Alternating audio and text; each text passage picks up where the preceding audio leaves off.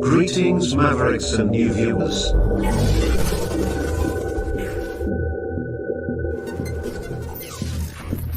Tonight, direct and live from the Maverick News Network World Studios. This is Maverick News with Rick Walker.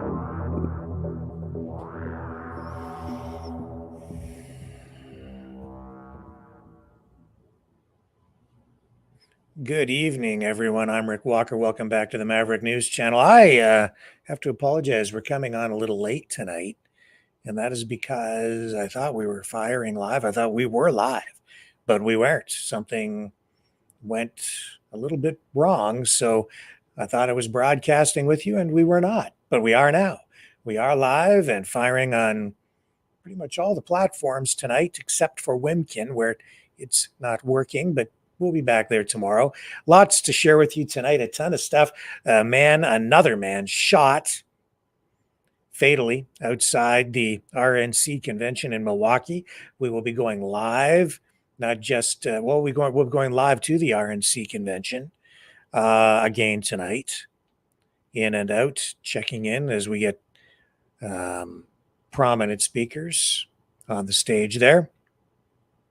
We'll bring you the latest into the investigation of the failed assassination attempt of Donald Trump. We will show you the fallout tonight from that failed assassination. We'll talk about the hate that may have contributed to what happened to Donald Trump.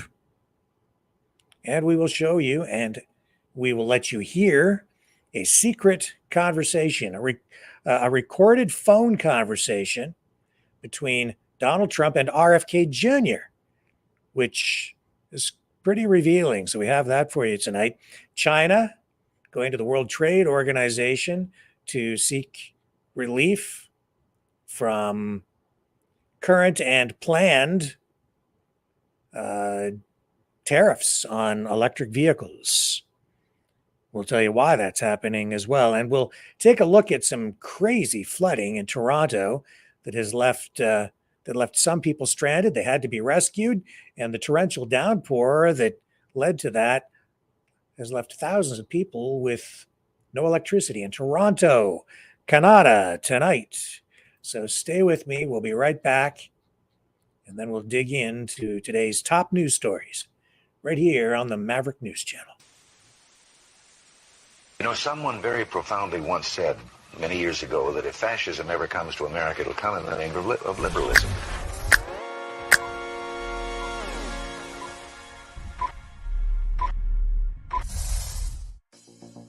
Well, I think it's time we ask ourselves if we still know the freedoms that were intended for us by the Founding Fathers. If we lose freedom here, there's no place to escape to. This is the last stand on earth. The entire world is watching. Every dictator, every crazy dictator in the world is watching.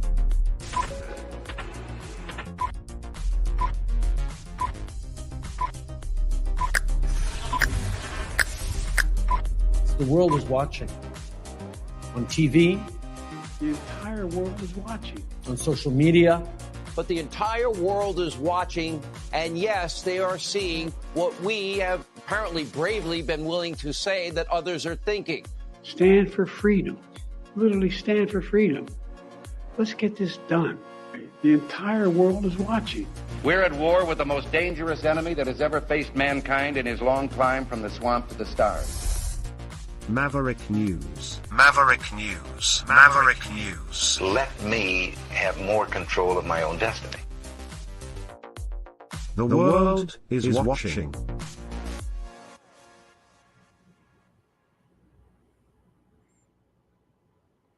A man with a knife spotted near the RNC convention has been shot and killed. This happening again outside the Republican National Convention. Just a short time ago, he was armed with a knife.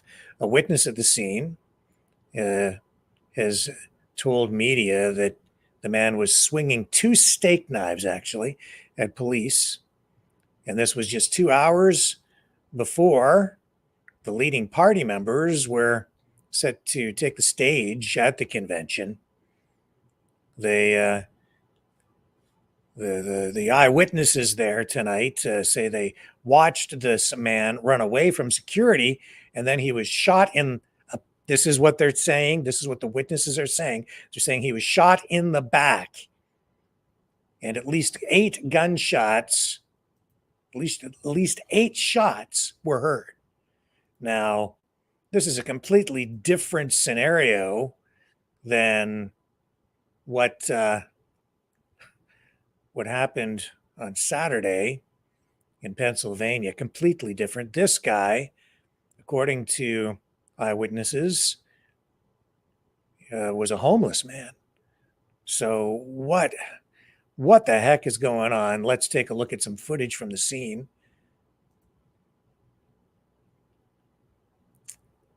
Let's bring this up here. Where are we going with this? I had this queued up. This isn't right. Hang on just a second. Here, we'll bring it up over here instead. Here we go. Okay. So here's some footage from the scene outside the RNC convention in Milwaukee.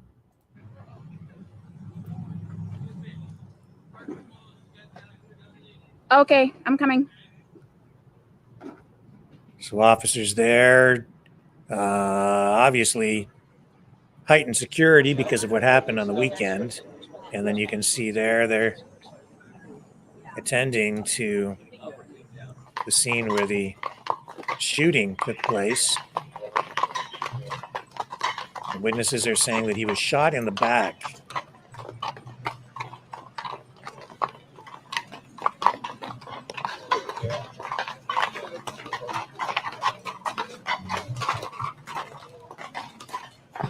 Kind of happens that they get in a little disputes amongst friends, and then it sort of dies down, that type of thing. So we.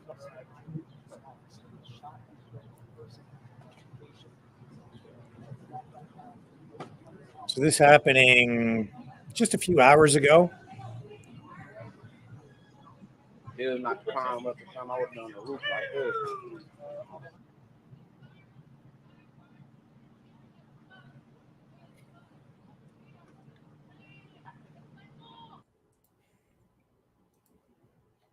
And we do have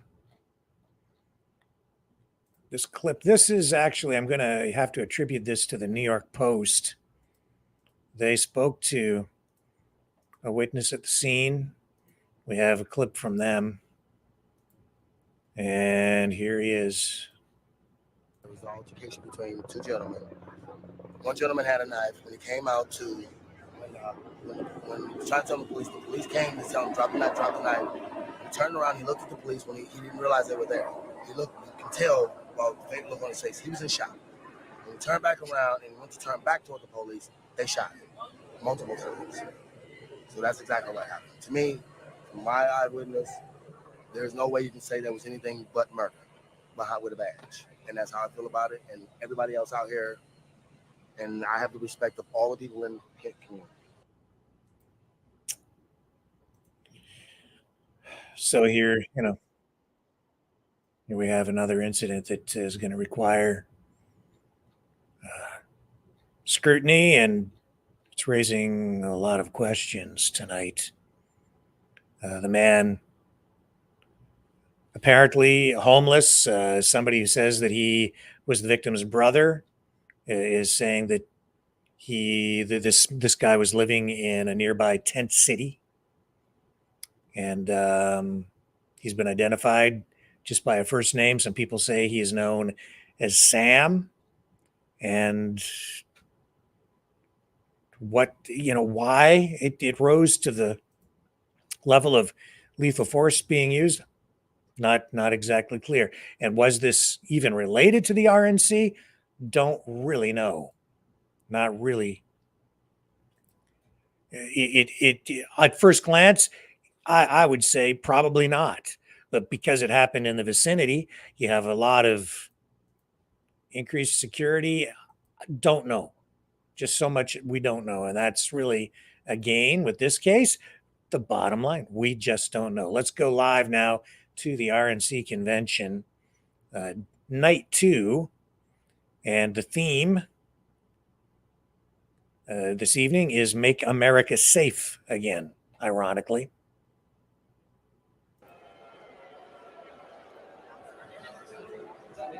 Better get a long extension cord. Let me be clear. EV mandates will destroy American jobs. EVs require 40% less labor to build than gas cars. And here's the kicker. 85% of the critical minerals needed to build them are processed in China. It is impossible to build an EV without getting into bed with the Communist Party of China. Listen, my opponent even signed an agreement to use taxpayer money to bring a Chinese battery company to Michigan, your taxpayers' money. I'll tell you this. I will never put our children's future at the hands, or the matter of fact, the Michigan auto business in Michigan, in the hands of the Chinese Communist Party, and it's the Republicans that are going to stop them from doing that. I'm committed to keep Americans safe from threats both at home and abroad. As a former Army officer, FBI special agent battling organized crime, and chairman of the House Intelligence Committee, I've seen how dangerous the world can be. But in all my time working to protect America, I have never seen anything like the Biden-Harris open border policy.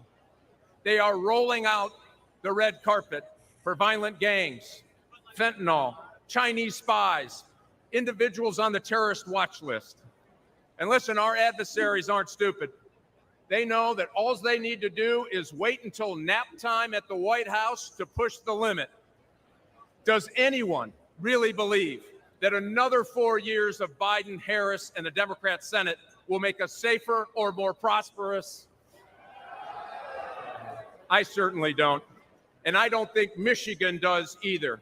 Listen, it is long past time that we restore law and order. We make groceries affordable again. We make America respected again. We make America safe again. We flip the United States Senate and elect Donald Trump and make America great again. Thanks. Get fired up. This is the election to do your work. God bless.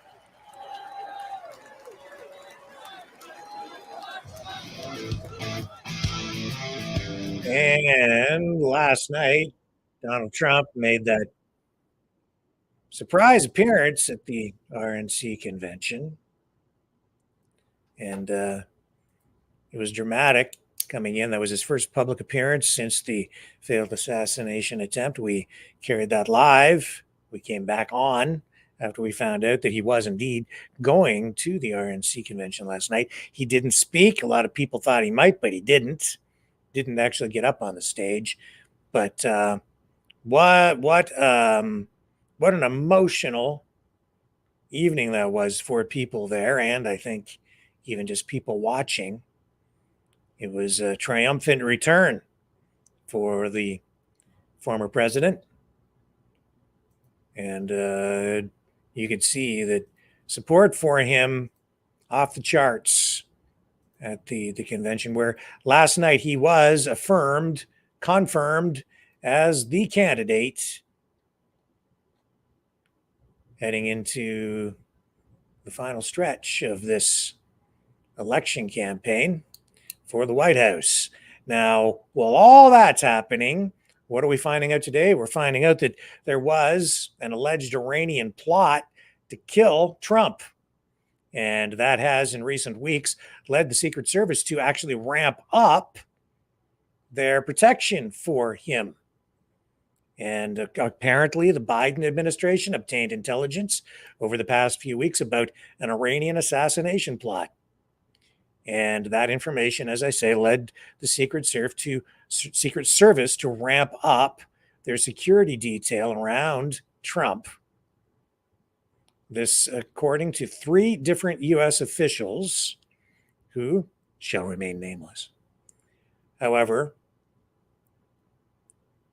they are saying that even though they ramped up the security detail, there's no evidence at this time to definitively link or in any way link at this moment what happened on Saturday to that apparent alleged plot to kill Trump by the Iranians.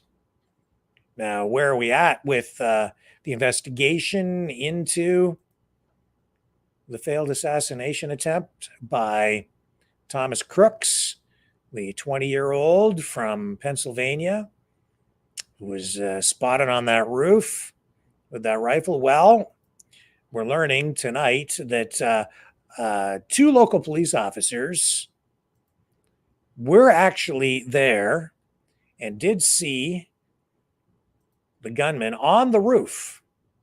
And one of the officers boosted the other officer up to grab a hold of the edge of the roof,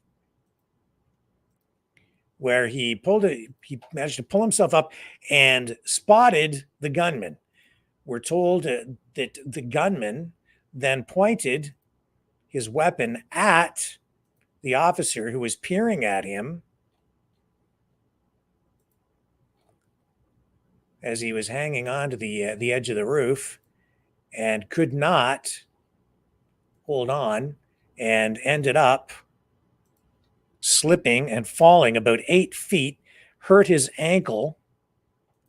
And this now is adding some additional spice to the whole mix of information that is going into the stew that is making up this investigation into the shooting of Donald Trump, where he lost part of his ear.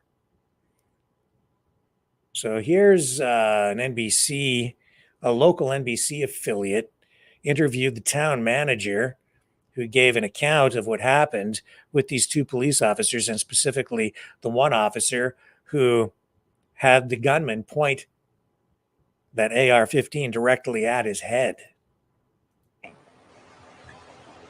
When he was able to pull his head up over the roof, he did in fact see an individual on the roof with a weapon. He saw the shooter? He did. And what did the shooter do? Turned towards him, had the barrel of his weapon pointed at the officer. Well, he pointed his rifle at the officer? Yes. And at that point, the officer's hanging on Yes. to the side of the roof? Yes. Unable to pull a gun out? Unable to defend himself? Unable to reach his radio? Any of that. Yeah. Strictly defensive movement for him to lower his head, duck, lost his own grip, right? Fell approximately 8 feet to the ground. Wow. And we're told that after he fell to the ground, the 2 officers, the one who fell and the other one who was helping to lift him up, they got on their radios and sent in information about that gunman being on the roof. Now, the other strange thing is that the head of the Secret Service is apparently tonight saying that the reason they didn't have the top of that roof secured and didn't have a sniper up there, the reports are that what didn't happen because the roof was sloped, which is giving rise to some people raising their eyebrows going, what are you talking about? Because the rooftop where the Secret Service snipers were located is also sloped. And if you look very closely at that roof, it actually has more of an incline on it than the roof where the gunman was spotted. So that doesn't seem to make much sense, but that's what's being said. I don't know. A lot of calls for the head of the Secret Service to resign, and maybe that'll happen. A lot of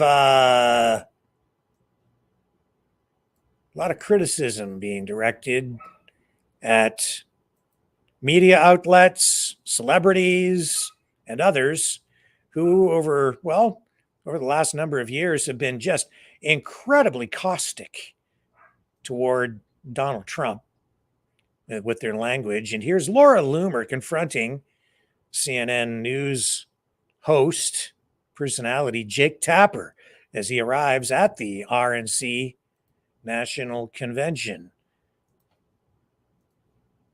Hi, Jake. Laura Loomer here. What do you think about Joe Biden's remarks the other day that it was time for President Trump to be put in the bullseye?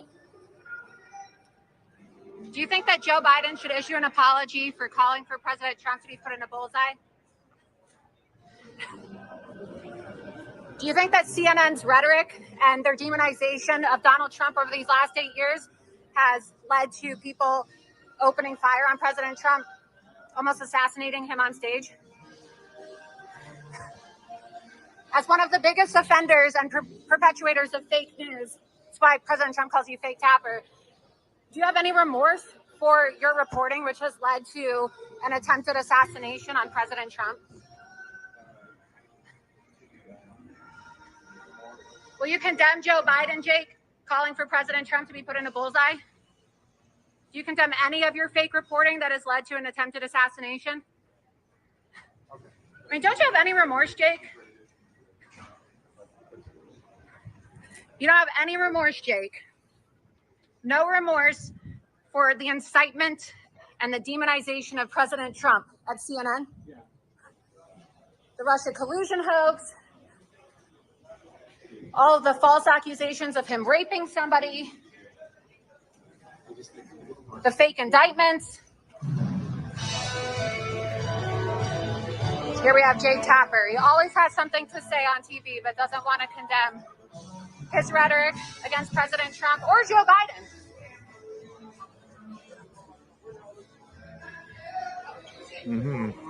Jake, can you please, Jake, can you please condemn what Joe Biden said? And that is that. Laura Loomer putting Jake Tapper on the spot. News hosts making the news. That's what's going on there. Stay with me. We've got more coming up right after this.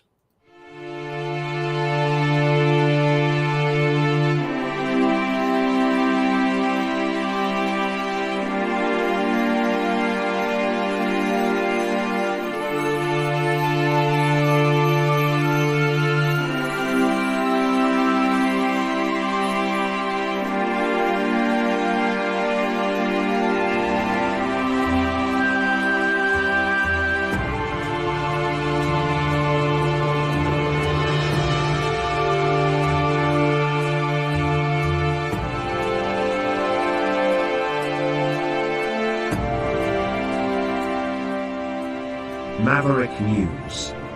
The world is watching.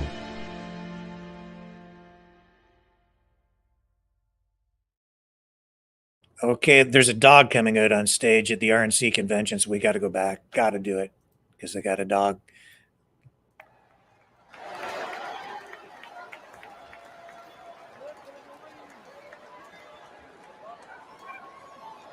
Now, as the world watches, you didn't really expect that, did you?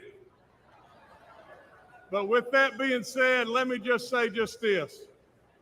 She makes us smile, and she loves everybody.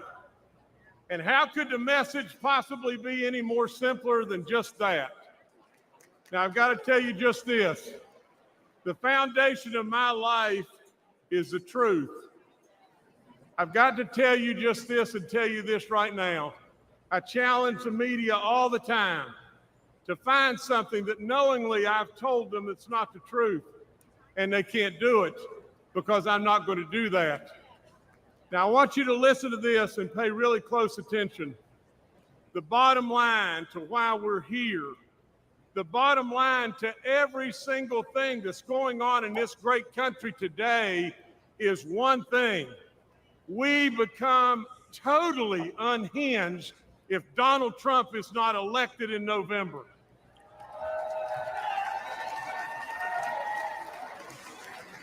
I want to talk to you tonight about my relationship with President Trump. I want to talk to you about an incredible man. I want to tell you the truth about him and his family. He's tough. He's super smart. He's a business guy. But maybe there's something that you've missed, and that is he genuinely cares. He cares about all of us, every last one of us, and he loves this nation beyond good sense. He has amazing kids. I've hunted and fished with Don Jr. He's an incredible outdoorsman and a really treasured friend. Now imagine this. Eric and I have been so far back in the woods on top of a mountain, and I blew the tire out on the back of my 4x4, and who was under the vehicle right then? Eric Trump. Eric Trump changed the tire. Donald Trump has taught his kids the very best. He's taught them absolutely to respect the military. He's taught them to respect our first responders. He's taught them absolutely to treat our working men and women with love and respect all across this land.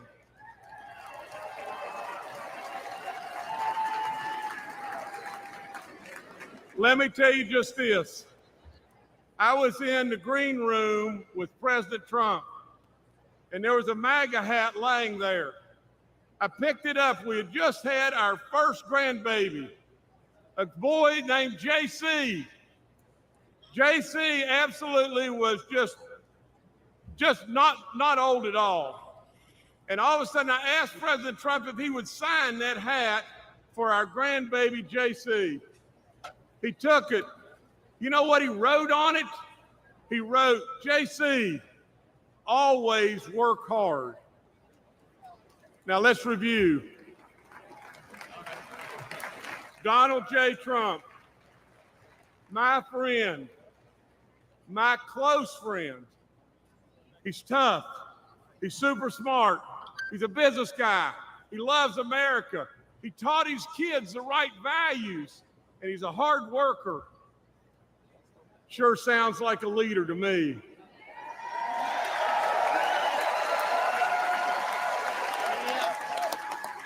Sure sounds like a president to me.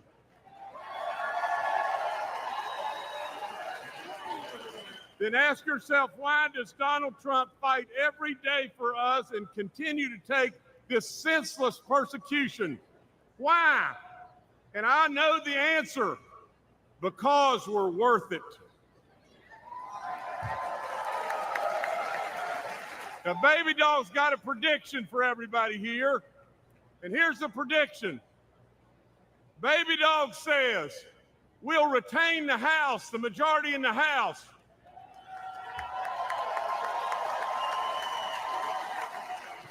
We're going to flip the United States Senate.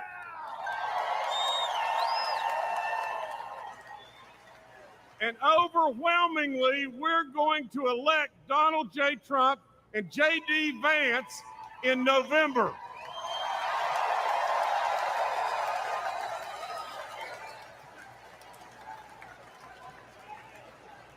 And Baby Dog says, what is the reason that she knows why we're going to win? And the answer is one thing, because we're worth it.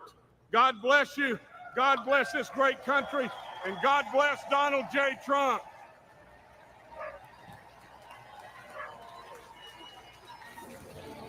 Okay, so the dog stole the show.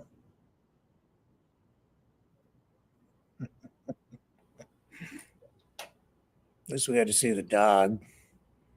So that's a good thing. Okay. But, you know, as much as people are pumped up about Trump at the convention, as I said earlier, a lot of criticism for people who have been critical of Donald Trump over the last number of years, ramping up the rhetoric and calling him a Nazi, and everybody that is associated with him, they're all Nazis, blah, blah, blah, blah, blah. Here's online influencer Naomi Saped, and she is criticizing another well-known international German-based state-funded comedian by the name of El Hotzo, who has been extremely critical of Trump. Let me just show you what she has to say.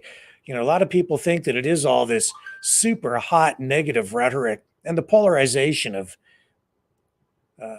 the political landscape that has contributed to what happened on Saturday. My name is Naomi Seibt, and I am a German political commentator on international politics. A few days ago, in the context of the assassination attempt against Donald Trump, I exposed the German comedian El Hotzo. He posts satire on X, and this is where he grew his incredibly large audience of around 700,000 followers. What is very important to note is that he is not just any comedian. He is paid for by the legacy media, which is taxpayer funded. And I have observed his account for years. He blocked me a few years ago because he's against anyone who challenges his very openly Marxist beliefs. And he often just so borders the line of going too far and wishing the absolute worst on people. Now, with the assassination attempt, he showed his true colors, and he made a post to show that he wishes Donald Trump had died. This post is deeply vicious, and it has come to my attention from many friends in my home country that this is an attitude that is supported by many. El Hotzo inspires especially the younger generation in Germany to follow his lead. And they think it's funny to not only wish death upon Donald Trump, but death upon the American dream, death upon society. These beliefs are toxic and deeply anti-humanistic.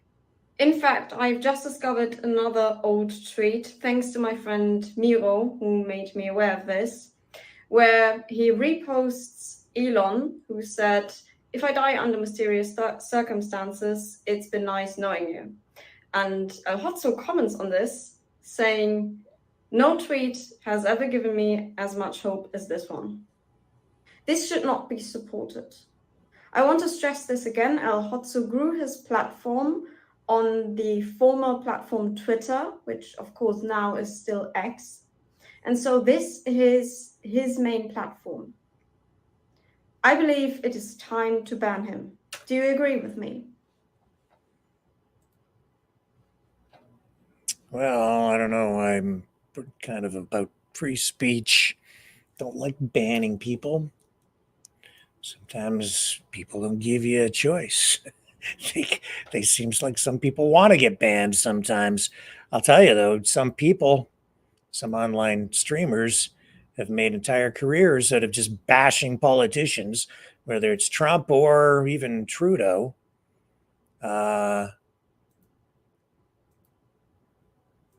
And, you know, sometimes they focus specifically on one guy or one set of issues. But, you know, the rhetoric with Trump, it's just, you know, it isn't just journalists. It's celebrities like Robert De Niro. The list goes on. Even tonight, I saw Mark Hamill. Yeah, Luke Skywalker had some kind of negative things even today to say about Donald Trump, saying he was a reference to the bandage on Trump's ear as though it was exaggerated or, you know, it was bigger than it needed to be. Suggesting, I think, that he was looking for sympathy or that it was large for dramatic effect last night as Trump walked into the RNC convention. And here's another prominent online streamer, pro-Iran, pro-Palestine, anti-Israel, and I recently said he is anti American. He's also very anti-Donald Trump. And this is an example of the kind of rhetoric that this was posted just hours after the failed assassination attempt, and absolutely no sympathy for Donald Trump from Richard Medhurst. So, it's difficult to feel sorry for someone like Trump. It's very, very difficult. He's a killer. You understand? He's a killer. He's a murderer. And I haven't even mentioned the children, the civilians that he's killed when he kept all of the wars going that he was handed over by Obama. Every single one. The sanctions, he even added to the sanctions, which is siege warfare. Forget about that. I'm not even talking about that. I'm talking about political assassinations, murdering a head of state or a foreign leader. And to be honest, he almost started World War III with this. The only reason you didn't have World War III is because the Iranians didn't fall for the bait. That's the only reason. People think Trump didn't start any new wars. Fuck off. Fuck right off. Mm-hmm. He's making reference to the decision by Trump to have Soleimani liquidated. And of course, the truth surrounding all of that is a little bit more complicated. The issues surrounding that. I remember the Democrats losing their minds over that, saying that Trump shouldn't have done it because it was going to result in retaliation from Moren. And they were afraid, but then public support within America for what he did became pretty apparent, and then they backed off, and the Democrats changed their tune after that. Medhurst, though, obviously very, very critical of Donald Trump, doesn't like the man, but he doesn't really like any U.S. politicians or even America. And none of these things are as cut and dried as some might have you believe. These issues are complicated, especially when it comes to the Middle East. Now, yesterday we ran this clip from the Tenacious D concert, the Jack Black event in Canada, where he was engaging with one of his band members whose birthday was being celebrated. I think he was bringing out a birthday cake or something at first, and then he told the guy to make a wish, and then the guy had some very, shall we say, distasteful things to say, or said a distasteful thing to say about Donald Trump, which, especially given the timing, has resulted in some real backlash. As a result of this, Jack Black has announced that the rest of their tour has now been canceled. This is what it looked like in Toronto or in Canada.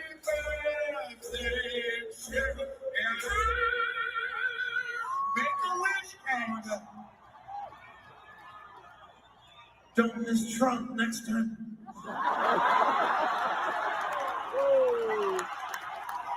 Thank you.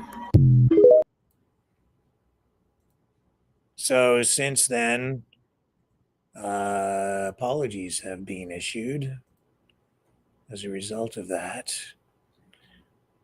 So this involved band member Kyle Gass. And as you can see that they had this, I don't know what that was, some, and I'm sorry, I was told last night, because this was said that it was in Canada, but I guess actually it was in Sydney. So the information that I had was actually incorrect. But they have canceled the entire tour as a result of that. Yeah, there was, this happened in Australia. Totally wrong. That social media post where I got that information from, incorrect. So I apologize. And Jack Black issued a statement to CNN today saying he was blindsided by what was said at the show, and went on to say, I would never condone hate speech or encourage political violence in any form. And he said, after much reflection, I no longer feel it is appropriate to continue the Tenacious D tour, and all future creative plans are on hold. I am grateful to the fans for their support and understanding. And Gas also apologized, stating, quote, the line I improvised on stage Sunday night in Sydney was highly inappropriate, dangerous, and a terrible mistake. I don't condone violence of any kind in any form against anyone. What happened was a tragedy, and I'm incredibly sorry for my severe lack of judgment. I profoundly apologize to those I've let down and truly regret any pain I've caused. So that is the end of that, and there has been a lot of backlash against what happened at that concert. And I don't think we've heard the end of it. And, you know, talking about Soleimani, there is this, and as I said, this intelligence information that has come to light suggesting that there may have been, there probably still is, a plot by Iran to have Donald Trump killed. And Qasem Soleimani was taken out by Donald Trump on his orders when he was president. And that is what goes on in that kind of world. These world leaders live in a completely different reality. They truly do. And that is why we had that immunity case involving Trump, because presidents, when they get up in the morning, sometimes they have to make decisions just like that, deciding who might live, who might die, who out there in the world might need to be killed in the interests of U.S. national security. Some might argue, like Richard Medhurst, that maybe they go too far, that they engage in assassinations or killings or activities that are not proper, or maybe even illegal, or, you know, maybe a war crime. It depends on your perspective, I suppose, on any of these things. And the world is a place of perspectives. And the perspective from J.D. Vance on things like Iran, Islam, not really clear to me, but this is him making reference to the United Kingdom, Britain, as possibly the country that might become the first to have, or maybe already is the first to have, the first Islamic country to have a nuclear weapon. Listen to what he says here. This is interesting. I don't know. I need to learn more about J.D. Vance, because he's never really been much on my radar until now as Trump's VP pick, which really, really surprised me, given that, you know, during the earliest portion of his political career, J.D. Vance came out and was extremely negative about Donald Trump, had many, many negative things to say. He even suggested, like people on the Democratic side and the far left side, that Donald Trump might be the next coming of Adolf Hitler. And yet now he's Trump's running mate. Well, here he is talking about Islam and nuclear weapons. I have to beat up on the UK. Just one additional thing. I was talking with a friend recently, and we were talking about, you know, one of the big dangers in the world, of course, is nuclear proliferation, though, of course, the Biden administration doesn't care about it.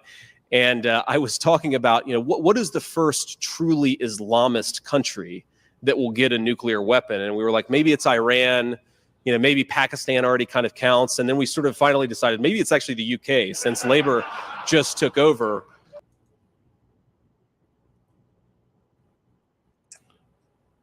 That's J.D. Vance, quite possibly the next vice president of the United States.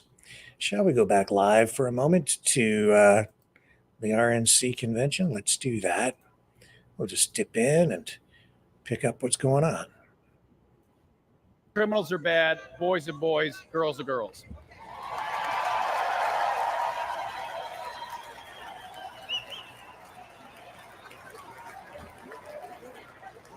And I'm ready to retire John Tester and take back the United States Senate. And I'm ready to join you in sending President Donald J. Trump back to the White House. Let's save America. We got a lot of work to do.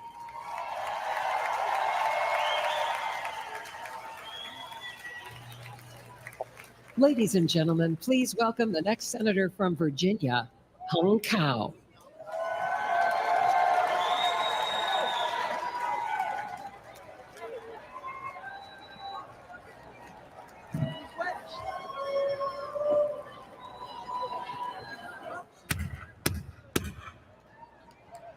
That's the scariest sound you'll ever hear when you live in a communist country. That's the last sound my parents heard when their fathers were taken away in the middle of the night, and they never saw them again. That's my family's real life story. We escaped from Vietnam just days before Saigon fell to the communists. We were given a new life in the most generous country on earth.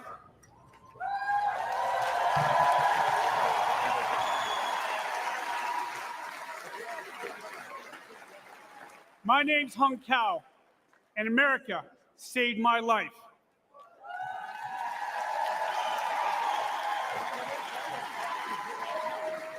I grabbed onto the American dream.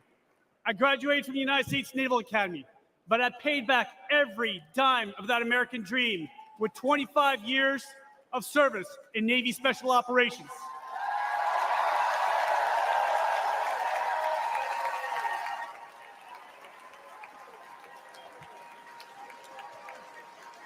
I saw combat in Iraq, Afghanistan, and Somalia. I retired as captain of the United States Navy, and now I stand before you as a Republican nominee for the United States Senate in the Commonwealth of Virginia.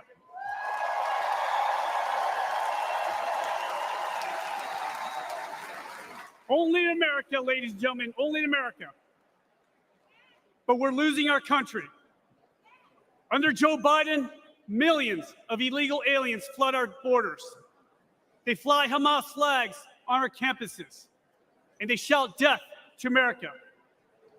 As an immigrant to this great country, let me be very clear to everyone who comes here. Don't ask for the American dream if you're not willing to obey the American laws and embrace the American culture.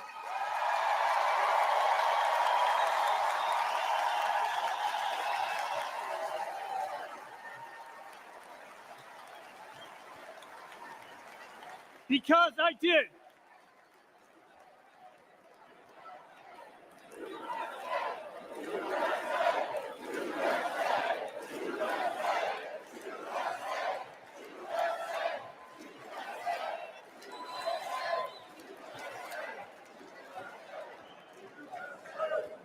I love this country so much that I wrote a blank check up to and including my life.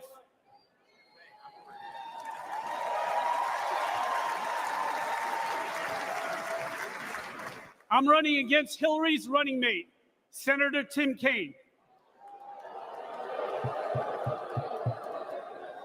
Kaine is a weak man in a dangerous world. We only have one thing in common. The American taxpayer signed our paychecks for 30 years. Except Kaine is a career politician with millions of dollars to show for it. I've been a warrior with scars to prove it, and I'm damn proud of it.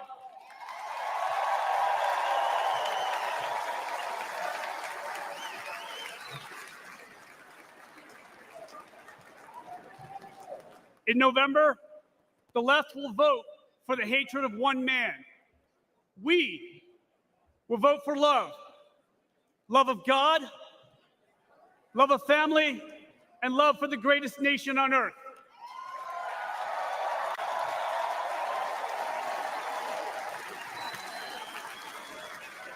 And Virginia will elect me and President Trump, and together we will save America.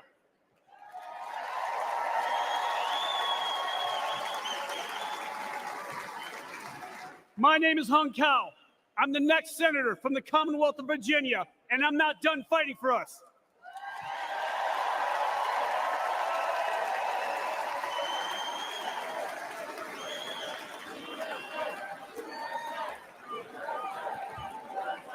May God bless you. May God bless President Trump. And may God bless the United States of America.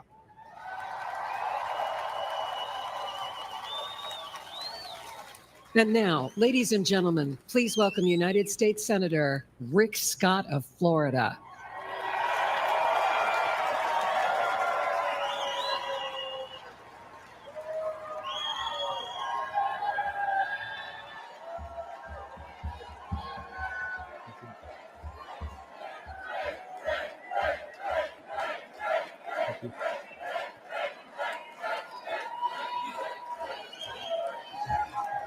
Thank you, thank you, thank you. You can tell I'm from the great state of Florida.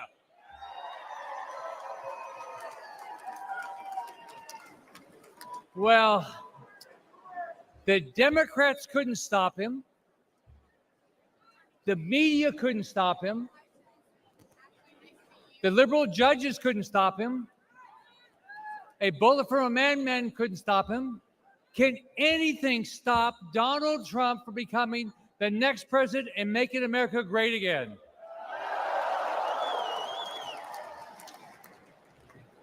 I've known Donald since before each of us ran for office, and it's an honor to be here to do everything I can to get him reelected back in the White House where he should belong every day going forward. Now, like all of you, I'm blessed. I was born to a single mom. I grew up in public housing. I started working at the age of 7. I enlisted in the U.S. Navy at the age of 18. Go Navy. But only because I grew up in America, I was able, like many of you, to come from absolutely nothing to build one of the biggest companies in the world, be the 45th governor of Florida, a U.S. senator, where we have to fight every day to stop the radical Democrats from absolutely destroying our great country.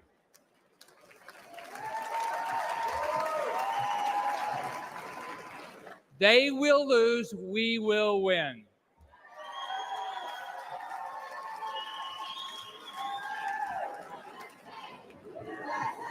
USA, USA. We will win. Now, let me tell you about a dream I had recently. I had a dream and I did some time traveling. I traveled into the future to an imaginary world where actually Joe Biden got reelected. Yeah. So, remember the Christmas Carol, the ghost of Christmas past? Well, in my dream, I met the ghost of Biden's future. So I got to see a Biden second term. Now, it wasn't a dream, it was a nightmare. Mortgage rates skyrocketed to 15%. Only rich people could buy groceries. Gas was $10 a gallon. In my nightmare, Biden and the Democrats erased our southern border and flew so many illegals into our country that the Mexican cartel started getting frequent flyer miles. It was easy for Democrats to rig the elections. They simply allowed all the non-citizens to vote. America did nothing to protect Israel from terrorists or to stop China from invading Taiwan. Now, do any of you think this is far-fetched? No. If you do, you haven't been following it. Biden and the Democrats are doing everything they can to tear down this great country and rebuild it in their woke, radical image. Their dream's not new. It's an old, evil idea that has failed every time it's been tried. It's called socialism. And Donald J. Trump will not let socialism happen in this country.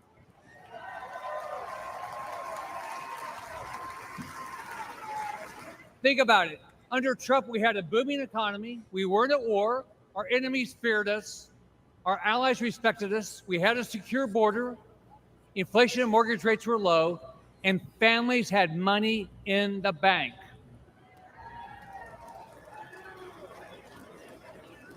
Donald Trump has given up a lot for this country. His family's been slandered. He's been impeached, censored, treated as a criminal, all because he never backs down.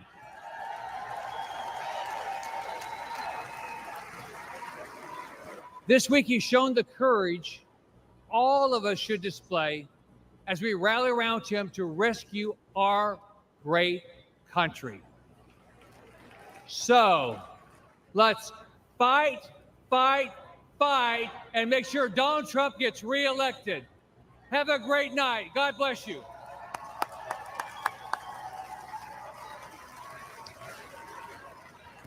Ladies and gentlemen, please welcome Congressman Jeff Van Drew of New Jersey.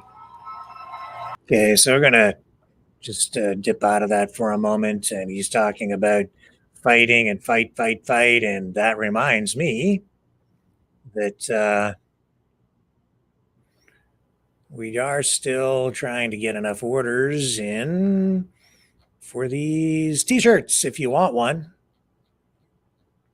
you got to donate $30 or more to the Maverick News Channel, and I would be happy to send you one of these. T-shirt that looks like that. Either that design or both if you make the appropriate donation. $30 or more to get one of these. Only two designs. You have two designs to choose from, but there's only one way to get them, and that is to donate to the Maverick News Channel. Just tell me what size you would like, what you need. You can have this in any color you want as long as it's black, which is one of the main Maverick News colors. And you can donate at maverickdonations.com. If I can find the banner here for you. maverickdonations.com. That takes you to the Give, Send, Go right there. Or the other place, which is most commonly used, is the PayPal portal over at freedomreporters.com. Just type in that URL, freedomreporters.com. It takes you right to the PayPal page. You can donate there. And then just leave a comment. When you do that, tell me what size you need, and we'll get you cranked. We'll get it cranked up and get you all set up with one of those Donald Trump Fighting for Freedom, or just one of the Fight t-shirts in black. And if you don't want one of those, I'm happy to send you just a Maverick News t-shirt with the Maverick News logo on the front. We have those available as well. Now, I did have a couple of people donate, and I have to send out hoodies. So I think we've had two people waiting, but I don't have your size because, again, it's difficult to have enough of them made. I'm getting those set up for you. So I appreciate your patience, and I will be sending out emails thanking people who have donated over the last couple of weeks. And I really, really appreciate the support. Without you, can't do what we're doing here. It's more expensive to do this than people realize. A lot of expenses in putting this production together every night. The software, the streaming system, the editing software, the hosting, the website, the just stuff costs more to run it than anybody knows. So really appreciate the support. It does help. And these are kind of cool shirts. So if you want one of these, maverickdonations.com or freedomreporters.com. Also, please, let's do the thumbs up thing again tonight. That would really help us. It doesn't cost anything. Just hit the thumbs up on the YouTube channels in particular and over on Rumble as well. That drives them crazy over at YouTube, where they continue to try to suppress the channel. But not if you guys help out. When you hit the thumbs up It jacks us up in the algorithm. And if you do subscribe, please make sure you hit the notification bell on the YouTube channel, because if you don't hit the notification bell, you don't get the notifications for new videos that we post online. If you do hit it, then you get them. And that really helps with the subscriptions. So with that being said, let's take a little bit of a break. I'll come back on the other side, and our coverage of today's top news stories will continue.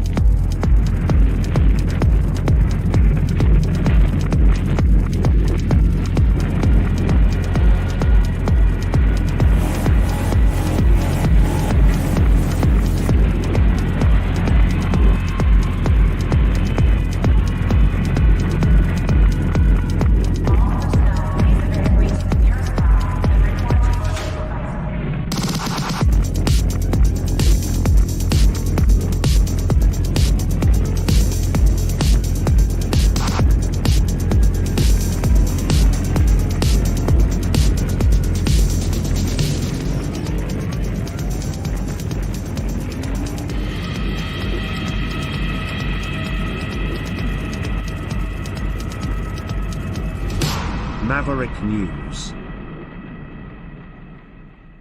The world is watching.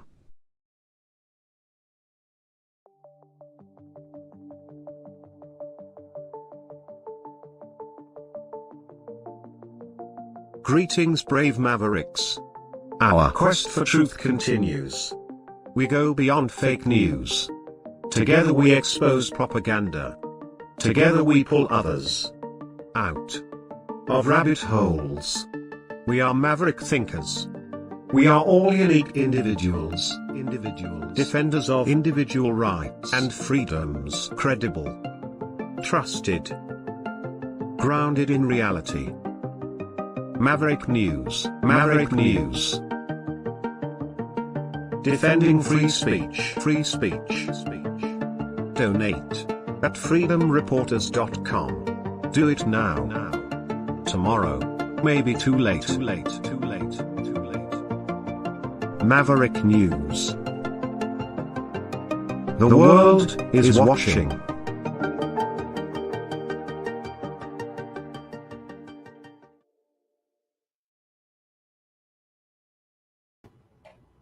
Okay, let's just go back to the RNC. And let me ask you a question.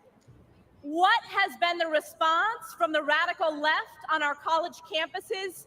Vile anti-Semitism, chanting death to Israel, death to Jews, death to America. This is Joe Biden's Democrat Party. Who saw that congressional hearing with the college presidents of so-called elite universities? Oh, wait, they are former presidents.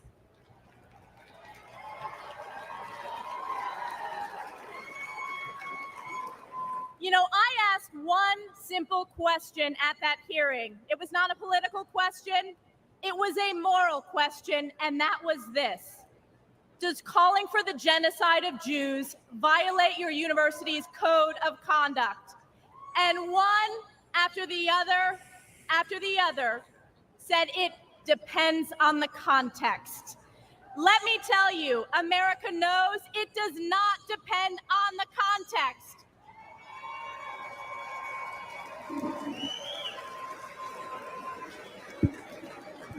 President Trump will bring back moral leadership to the White House, condemning anti-Semitism and standing strong with Israel and the Jewish people.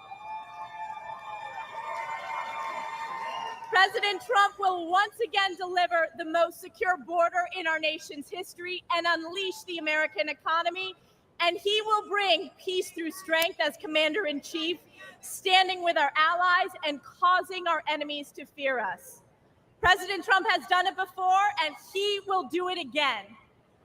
This November, we are counting on you, we the people, to save America by electing President Donald J. Trump.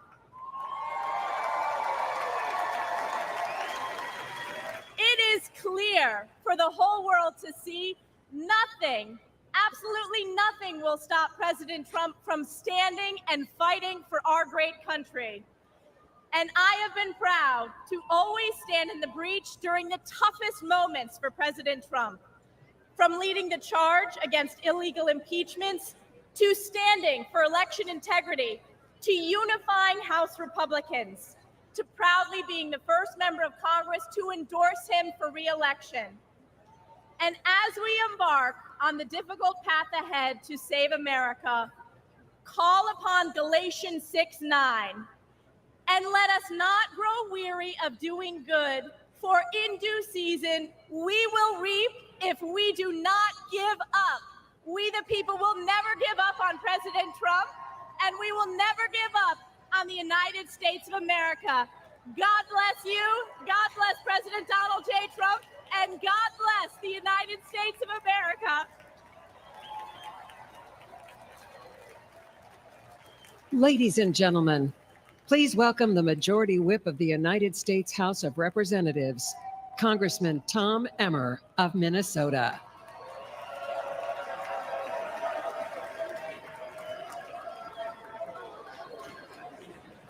Well, let's see what he has to say. Thank you. Thank you. I'm Tom Emmer, a proud American and a proud Minnesotan and the Majority Whip in the United States House of Representatives. In 2022, Americans elected our House Republican majority to stop the Biden-Harris agenda. In spite of having one of the smallest majorities in history, House Republicans have held the line. We fought back against the Democrats' reckless spending that imposed record-breaking inflation on the hardworking Americans. We passed bills such as the Lower Energy Costs Act and the Rein in Inflation Act to counteract Joe Biden and Kamala Harris's failed economic agenda and to restore some fiscal sanity to Washington. We ended the vaccine mandate in our military.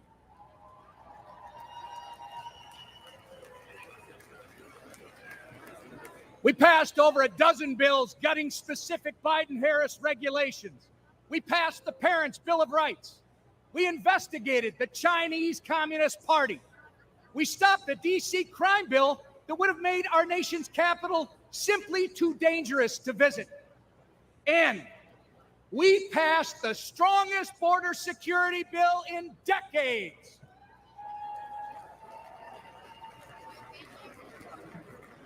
Get ready, because when we grow our majority, when we flip the Senate, and when we send President Donald J. Trump back to the White House, we won't just be holding the line anymore, we'll be moving forward. We will turn America First principles into law. Okay, so we'll probably come back in a little while.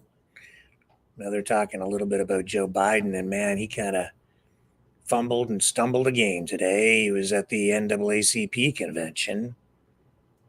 He's been out in Vegas, and he kind of messed up again. It's like he just cannot get through any kind of public appearance where he's speaking without just botching it. So today he's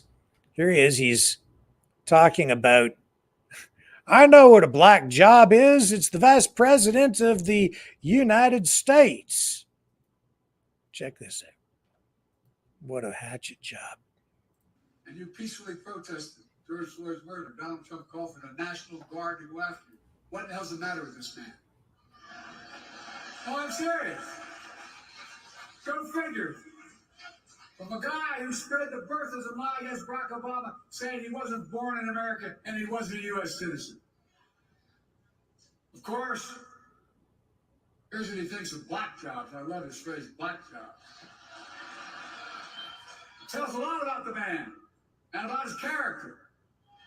Folks, I know what a black job is. It's the Vice President of the United States.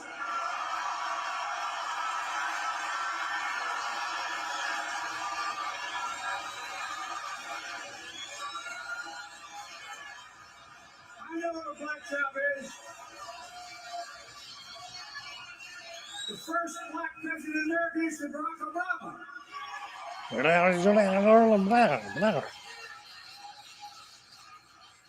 was vice president to Barack, and she is my vice president. I nominated the first black Secretary of Defense in American history. You're doing one hell of a job. I nominated the first black woman to the United States Supreme Court. It matters. It matters. It matters. Come on, man. I don't know. He didn't. He got through it, I guess, but it just seemed the structure. It was just jumbled and confusing. I don't know what a black job is. Black job is as president. You know, the again, the polarization, the rhetoric, the anger, it's flowing over. It's overflowing, not just into the streets, but also across borders. It's, you know, being seen, felt, experienced up here in Canada as well. This is the Premier of Alberta today, Danielle Smith, making reference to this polarization and this caustic, toxic, anti-conservative language that is dominating the discourse. And when asked, to comment on whether, on all of this, because of course there's all this questioning surrounding whether that kind of language may have contributed to the attempted assassination of Trump, Danielle Smith had this to say, just in general, about the way conservative politicians are being characterized in the media and just by critics from the left. I think everybody's very concerned. When you see an attempted assassination and that kind of political violence, it's unacceptable. And I'm glad that we're beginning to see that they've recognized that things have gone too far. The way in which conservative politicians have been characterized is outrageous. And that is, I think, led to the culture that we've seen in the US. And I certainly hope that some of the progressive politicians here are careful of their language, because they've been talking about conservative politicians in the same way. And they need to dial it down. Have you not looked at the headlines about how Pierre Poilievre is described as dangerous? How the leader of the opposition in Alberta has described me as dangerous? When you start using that kind of rhetoric, that ends up creating an elevated risk for all of us. And I think we have to be very mindful that we can have a disagreement in politics, but we have to stick to the issues. So, yeah.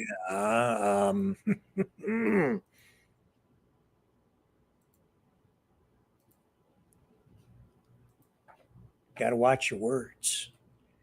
Might even get you in trouble. I've been saying that for a long time. I have to say though that if there's one politician who's taking it on the chin every single day now, it's Justin Trudeau. I mean, you can justify it if you want, and I think he deserves a lot of the criticism.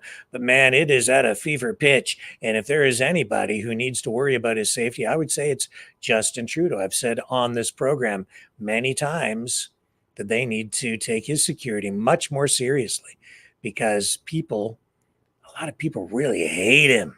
And I've heard people call terrible things, call for, things that they ought not be calling for, and saying things that I don't know if they mean it or not, but you would think that, especially after what happened on the weekend with Donald Trump, that people would think twice about the words that they use, the language that they choose. And yet, here's Ron Clark saying that, he kind of wishes that something might happen to Justin Trudeau. Where this is a man who is putting his mouth in motion before he puts his mind in gear, I think. Trump was shot. According to our prime minister, it's a failed assassination attempt, and it makes him sickened. I wish somebody would try it on him. That's just me thinking out loud. Sorry. I'm allowed to think out loud. Wow.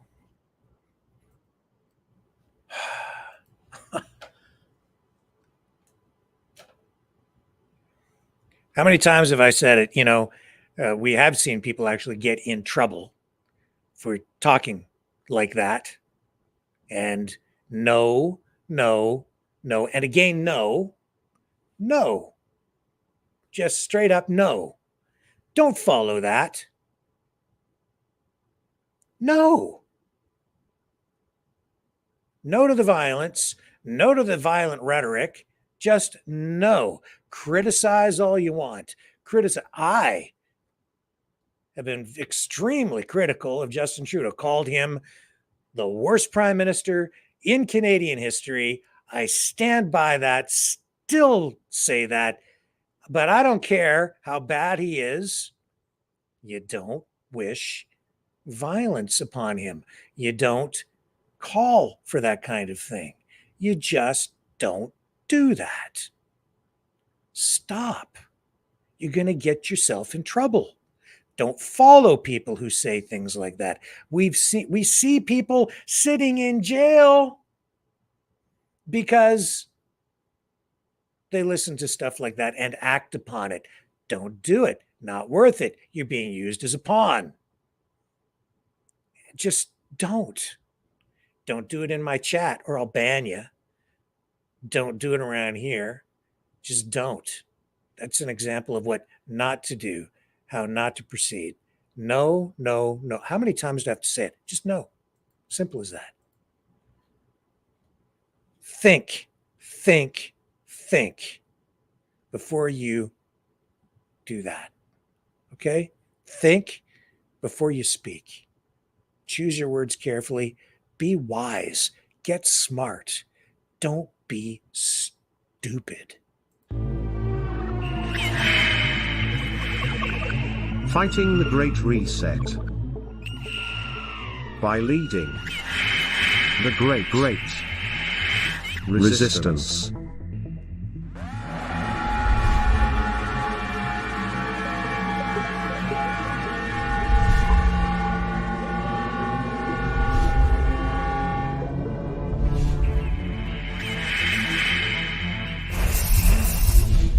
Maverick News. The antivirus programs for your mind.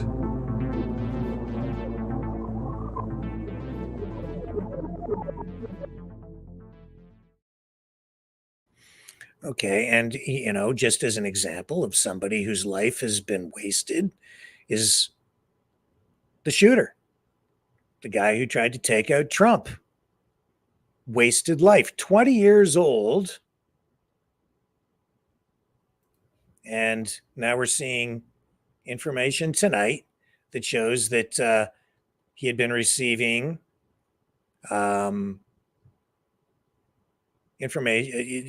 explosive materials for some time leading up to the attempted assassination. So this is joint FBI, Department of Homeland Security Intelligence bulletin that shows or suggests that Thomas Crooks had received multiple hazardous packages months before these explosive devices were found, I believe, in his vehicle at the Trump rally in Pennsylvania.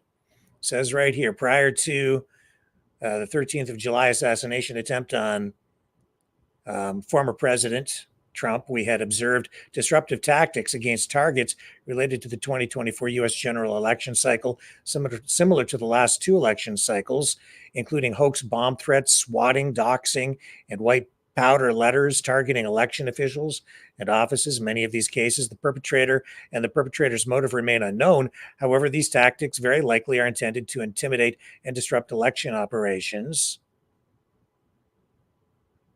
It goes on. So they're now seeing this young guy. They don't know exactly why still, but here he is. We know that he was described by some as kind of a loner, intelligent, but only 20 years old. Something radicalized this guy. For some reason, he came up with the idea in his head that Donald Trump had to be killed. Well, he's listening to the wrong people, consuming the wrong kind of social media. I don't know, but something just clicked in that guy's head and made him do what he did. And now he's dead. Think before you act, and be careful. If you're going down rabbit holes that are taking you to a place where you're having dark thoughts like this guy had, just pause, back off, get some help, reach out. Just another young man's life wasted. As much as he had to be dealt with, it's tragic. Just a complete, absolute waste and a tragedy. I just don't know what else to say. It's sad. Very, very sad.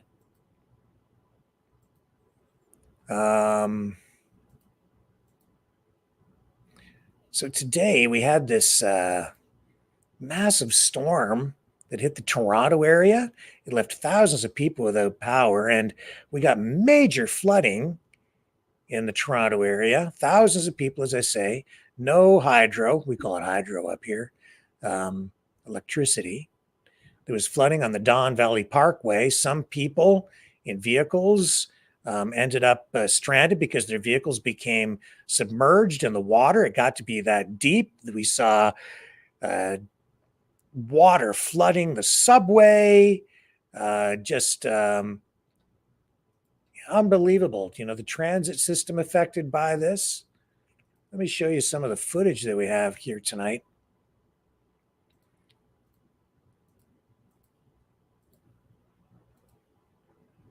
Just amazing, amazing stuff. It all came down very, very quickly. Here we are. So flooding on the streets.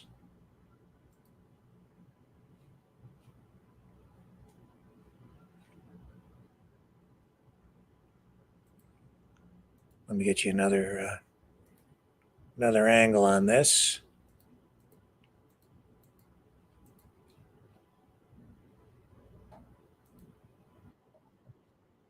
Here's more. Oh, I lost my spot. Here we go. Look at that, eh? Eh? How do you know I'm Canadian? Eh? Look at that, eh? Look at all that water, eh? That's Canadian water, eh? The most fucked thing I've ever Welcome seen in my to Toronto, eh? life. It's right here, next to this. Look, dude, look. You can't get in. You can't get in. Oh my god! Wow. Maybe a little better drainage is needed there, eh? Who said life isn't a day at the beach, eh? I bet you Justin Trudeau will want to tax you more now, eh? Because it's like gonna need to combat the climate change more, eh?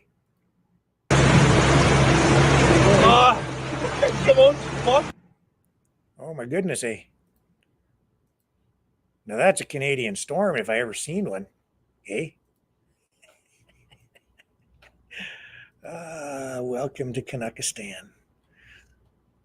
Yeah, where it rains in the summer and snows in the winter, and everybody complains.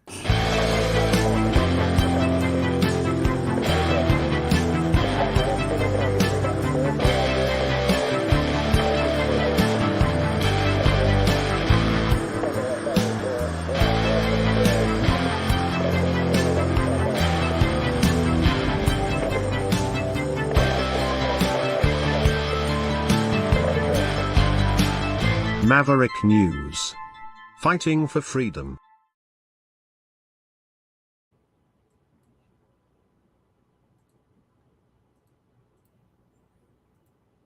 Oh, for crying out loud. Sorry, I was trying to get back here. I lost my spot, my tabs, and everything was flicking all over my screens here. too many things to click on, too much up. Anyway, so yeah, as far as I know, no serious injuries or anything like that today from the flooding. And as much as I'm chuckling about it, you know, I mean, it's serious, but it's not that serious. I mean, it's serious, but you know what I mean. It's serious, but you know, some politicians, I guess, got pretty wet today. I think I've got video of it. They were having a news conference, um, and then their tent collapsed where they had this tent set up. Let me see if I can get you the footage. And I think it all came down. They had to run away because the storm was coming in and the rain was coming down so hard. They had this tent set up for this event, and it just wasn't up to the task. I think this is global news footage. Any way to prevent the closure of the Science Center? Is there any way? They're saying that they can't take it on themselves, the city of Toronto. Is there anything that can be done to save the Science Center at its current location? Well, the two engineering reports were very clear. The existing Science Center must close down and be commissioned by the fall. So that work is underway. Many will also bring new and expanded public spaces and parks, access to retail.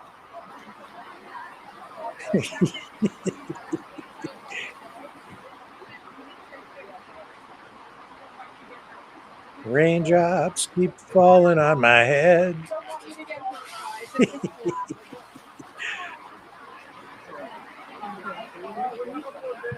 Singing in the rain. Just singing in the rain. What a glorious feeling.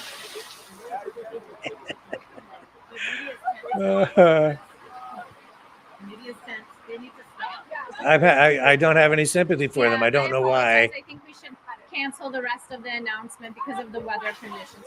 I'll take your questions.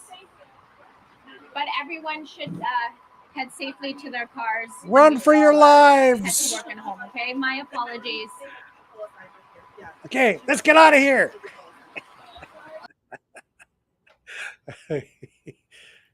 Oh well. Free shower. Oh man. What else we got going on here? What's going on? Oh, Vivek, he's up speaking right now. Let's go back to the RNC and get the man with the plan. Here we go. Vivek Ramaswamy. Oh, for crying out loud. Come on. Here we go. That treats everyone equally, regardless of your skin color and regardless of your political beliefs.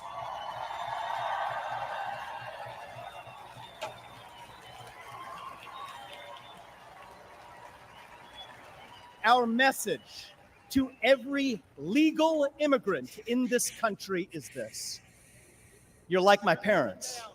You deserve the opportunity to secure a better life for your children in America. But our message to illegal immigrants is also this: we will return you to your country of origin, not because you're all bad people, but because you broke the law. And the United States of America was founded on the rule of law.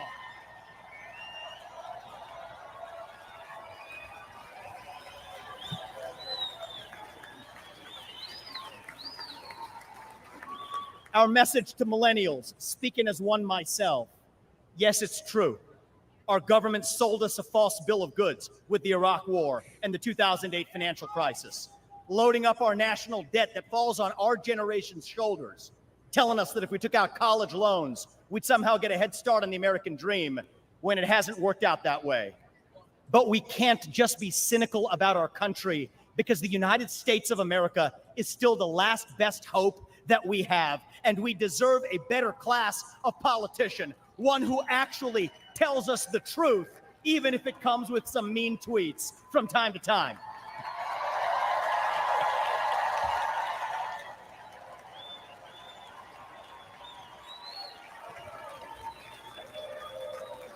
And our message to Gen Z is this: you're going to be the generation that actually saves this country. You want to be a rebel? You want to be a hippie? You want to stick it to the man?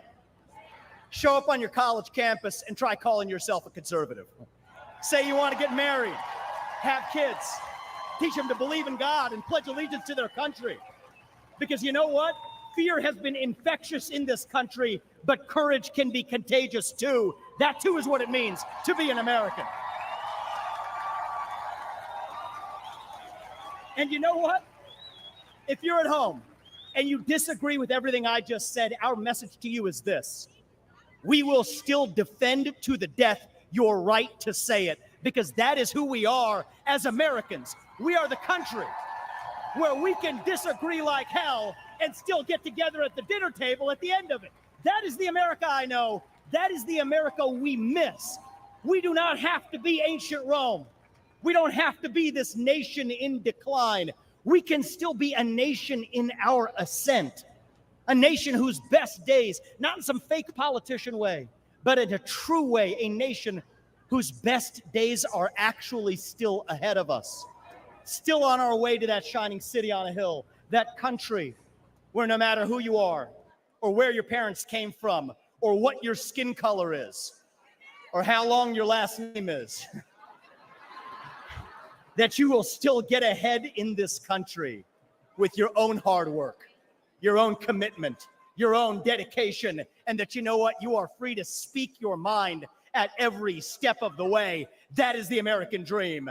That is what won us the American Revolution.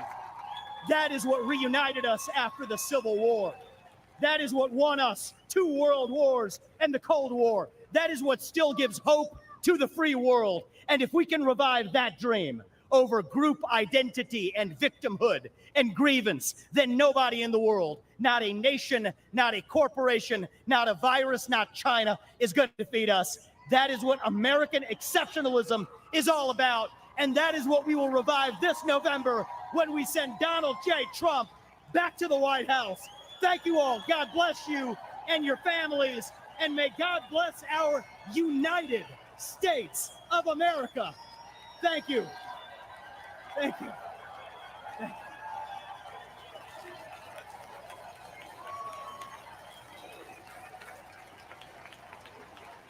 Ladies and gentlemen, please welcome American icon. He's a very powerful speaker. Lee Greenwood. It sure is. Okay.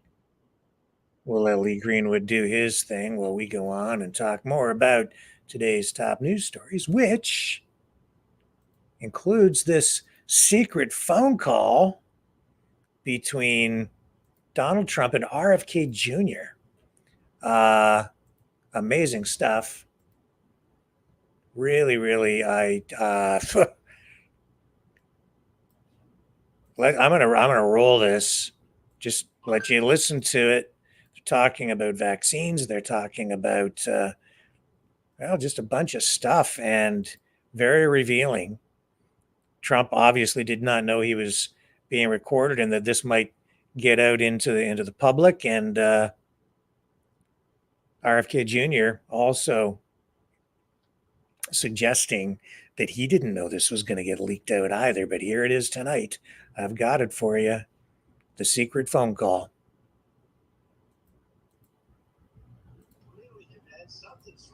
Got to listen careful. I said I want to do small doses. Small doses. When you feed a baby, Bobby, a vaccination that has like 38 different vaccines, and it looks like it's meant for a horse, not a 10-pound or 20-pound baby. It looks like you should be giving a horse this. And do you ever see the size of it? Right? It's just massive. And then you see the baby all of a sudden starting to change radically. I've seen it too many times. And then you hear that it doesn't have an impact, right? But you and I talked about that a long time ago. And anyway, I would love you to do so. And I think it would be so good for you and so big for you. And we're going to win. We're going to win. We're way ahead of the guy.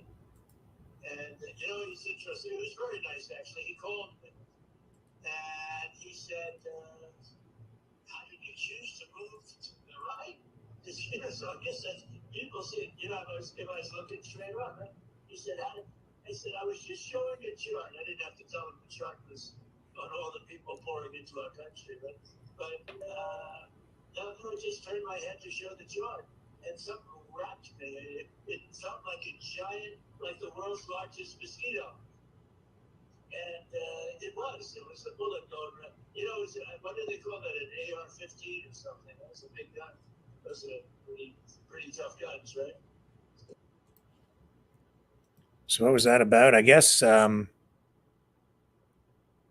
he's talking about the dangers of vaccinating babies. And then he talks about the whole system and how there's something wrong with it. And he's, I guess, looking for help from RFK Jr. in the upcoming administration, possibly. He talks again about how he's going to win, tells RFK Jr. that it would be good for him and his mission to drop out and endorse Trump and then have a seat at the table. And these comments about the vaccines, that could have a pretty significant impact on the way conservatives and even libertarians are viewing Trump, right? That because the vaccine has been, I think, in some ways, Trump's Achilles heel, and maybe still is, because he's the guy behind Operation Warp Speed. I don't know. A lot of people take issue with that. And so, you got to think about this too. This is a significant phone call. This is Trump asking RFK Jr. to drop out, endorse Trump, and then possibly have a position in a Trump administration and be involved. Some people might welcome that. You might even see it as an opportunity to bring people together and form a unified front to ensure that Biden is defeated in the next election. Now, RFK Jr. tonight saying that he apparently did not know that the videographer who was in the room with him at the time was doing what he was doing. And he did post an apology to Trump tonight on social media. I had it up here. Let me see if I can find it for you. He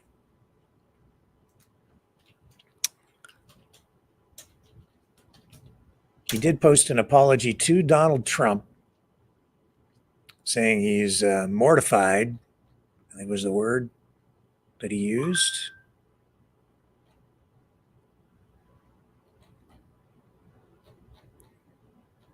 Yeah, he said that he was, right here. When President Trump called me, I was taping with an in-house videographer. I should have ordered the videographer to stop recording immediately. I am mortified that this was posted. I apologize to the president. Let me show you the post. Why did that videographer post that? Wow, you're in a position of confidence there. Really breached Kennedy's trust, I would say. That videographer, I would think that if he was in a paid position, he's probably in the unemployment line now. And if he isn't, he should be. Right there, when President Trump called me, I was taping with an in-house videographer. I should have ordered the videographer to stop recording immediately.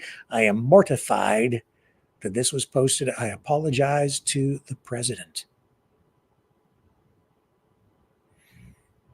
Yeah, and then some people here in the comments posting, only one thing to do, drop out and endorse the 47th president of the United States. I'll tell you, Trump is winning. He really, truly is. He has momentum again. That assassination attempt has propelled him forward in ways that I don't think anyone would have foreseen. It is true that when he says He's supposed to be dead. He's supposed to be dead right now, and he isn't. Instead, the opposite has happened.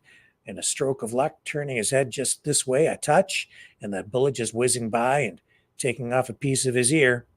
He's back in the driver's seat again, dominating the news cycle, dominating the whole process. He's just out there. And look, everything we're talking about here tonight is Trump, Trump, Trump, Trump, Trump, Trump, Trump, even in Canada. When I'm talking about Danielle Smith and other politicians, what are they talking about? Trump. Politics. Shifting. Because of why? Because of Trump. It's amazing. If he doesn't get elected now, I don't know. I just don't know. Now, as I've said, though, I mean, it is polarized out there, and a lot of people afraid of him, especially the progressives, the people on the sort of the radical left, as Trump would say. And, there is inflammatory rhetoric on both sides. No question about it. Trump has used his fair share of, thrown his fair share of insults around too, hasn't he? Does it rise to the level that the Democrats have been using, though? I don't think I've ever heard him refer to Joe Biden as a Nazi or a fascist. Maybe as he used communist. Yeah, communist. He's referred to RFK Jr. as a communist. He absolutely has. And J.D. Vance has referred to Trump at one point as the next Hitler. It's been pretty nasty out there. It's still nasty, and I just don't know where or if it's even gonna end. What do you guys think? Yeah, are we getting to get back to a place of normal discourse? My guess is probably not. And there's a good question. Tell you what, says, why did he have the call on speaker? Good question. Why would he take a call from President Trump on speaker with a videographer in the room? Makes you wonder. That's what I was wondering too. Like, did RFK Jr. really not know that guy was rolling video? Does he really know? Did he really know that guy wasn't going to make that public? Oh, I'm sorry, President Trump. I didn't mean for that to get out. It's politics. It's a blood sport. Literally, as you've seen Saturday. Literally a blood sport. Let me just check back in at the RNC. Back, shall we? Talking about immigration again and the economy. Democrat Party is with the criminals, not with their victims. Democrats are good at using safe words, but terrible at building safe neighborhoods and safe cities. But there is a better way. Dallas bucked national trends and achieved a remarkable 3 straight years of violent crime reduction. Today, Dallas is viewed as America's safest large city, and Republicans lead 11 of the top 15 safest cities.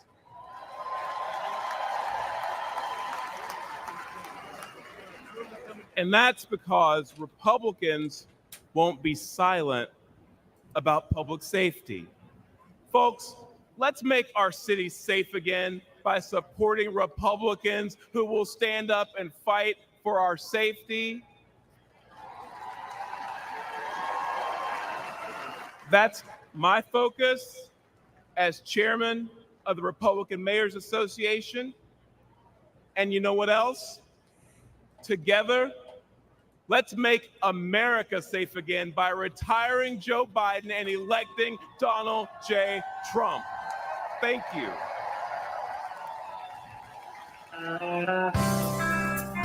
Okay.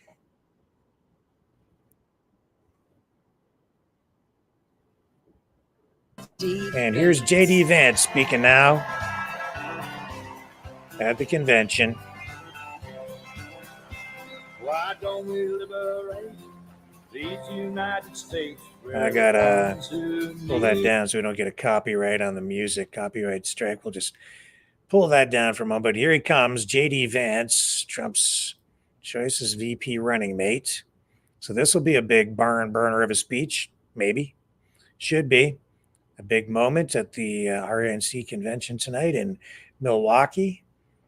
And as I say, got to learn more about this guy. What's he really all about?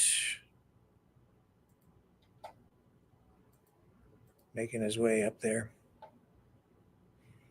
See if I can pull up a little info on him.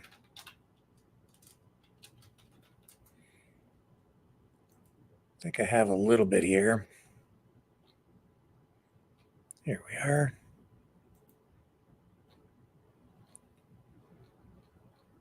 So, yeah.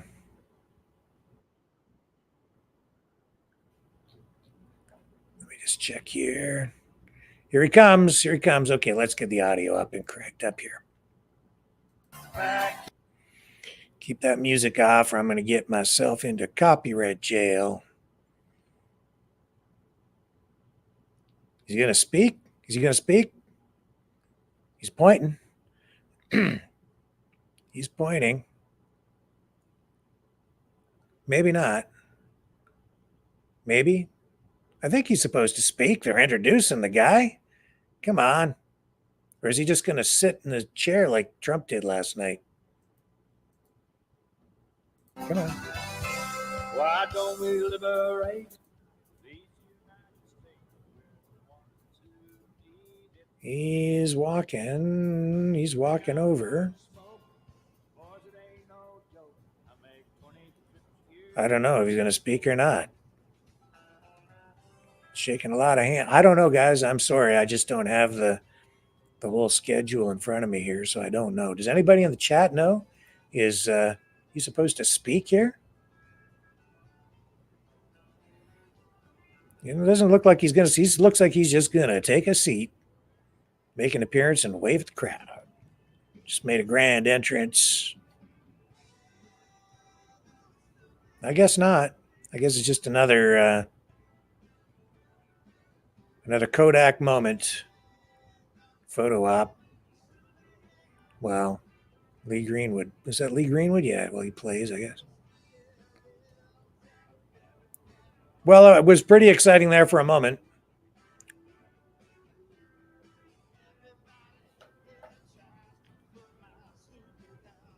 I'll bring up this little audio here.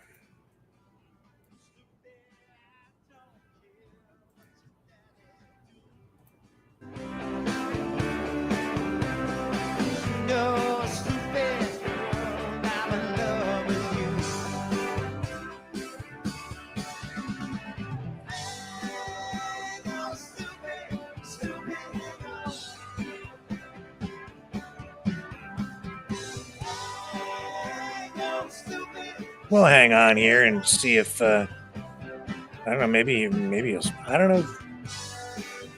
Can we have him speak, please? Well, who is this guy? He's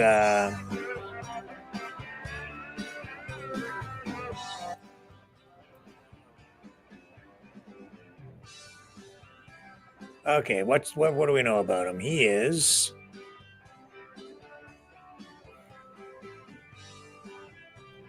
Trump's running mate. We know that. We know that early on he was very critical of Trump.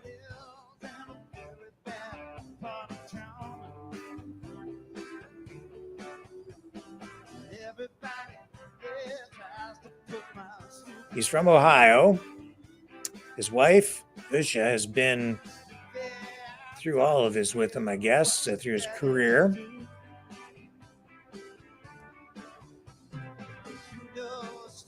He's a trial lawyer, former judicial clerk. She is. I really don't know much about this guy other than I just remember the negative stuff he said about Trump years ago. I don't know if anybody knows much about this guy. He's He's a senator, only been in office since January of 2023.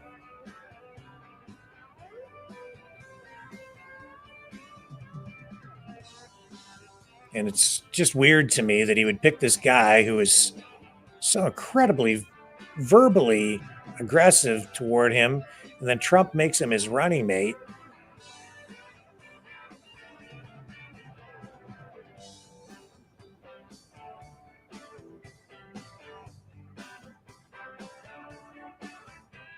Yeah, he wrote a memoir in 2016. Maybe that's why I picked him. There isn't that much, doesn't have that much baggage. Maybe that makes him safe as a running mate. You know, when he picked Pence, in his last go-around in the White House, I thought he made a good choice initially because he sort of, to me, Pence was like the straight man. Trump, bigger than life, colorful. And Pence, whenever Trump would say something that was inflammatory or polarizing, Pence would come in and sort of calm things down and dial things back. And that's what I mean by the straight man, right? And it seemed like it was a good match, and it seemed to be for quite a while. But then in the end, they parted ways in a dramatic way. Oh, and there's Trump doing his Trump dance. And yeah, I guess JD Vance not going to speak. Not going to speak. But I've been speaking for quite a while, and that gets us to the top of the hour. I think what we'll do is probably wrap things up. Rick, see if VP Pick has a business strategic opportunity. I don't know what that means. Dragon, I don't understand the question. Yeah, Merrick says Pence appeared grounded. He did, I think he is grounded. It's just conservative, not just in politics, but Pence also conservative in approach, right? Trump not. Trump fearless. Trump would, he's just going to fight like mad always, So in the end, when it came down to a question of election integrity, Trump was like all in and not giving an inch and going all the way, going for broke, as you saw. And that just, Pence didn't have the stomach for that. Now viewed pretty negatively by everybody in the MAGA movement. But J.D. Vance would then inherit the MAGA movement, wouldn't he? If after the end of any Trump presidency, or even if, well, I don't know. If he's not successful this time around and doesn't win the election, I'm not sure where that leaves the country, honestly. Okay. It's this, I don't know if this is from last night or is this tonight?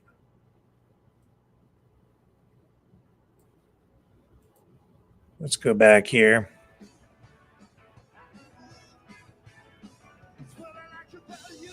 Is this tonight? I think this is Trump walking in again tonight. I think this is fresh. Or no, I think this is last night. It looks the same. I can't tell. I wasn't watching, so I don't know if this is like recorded from last night or if this is last night, right? This is last night.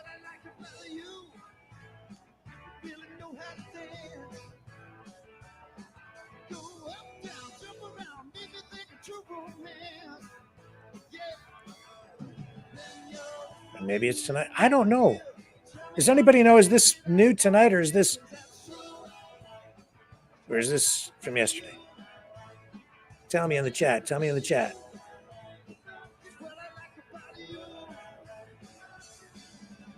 I'll know when he gets up into the seating area. We'll see who's there.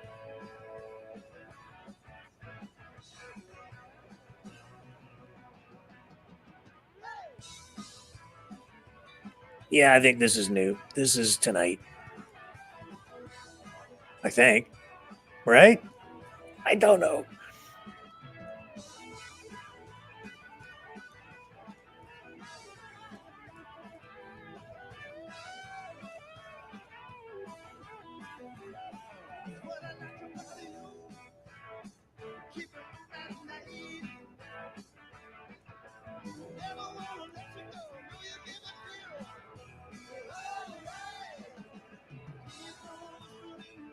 Yeah, this is new.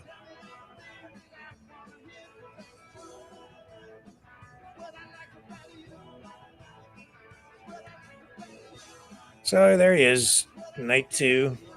Trump back in the audience.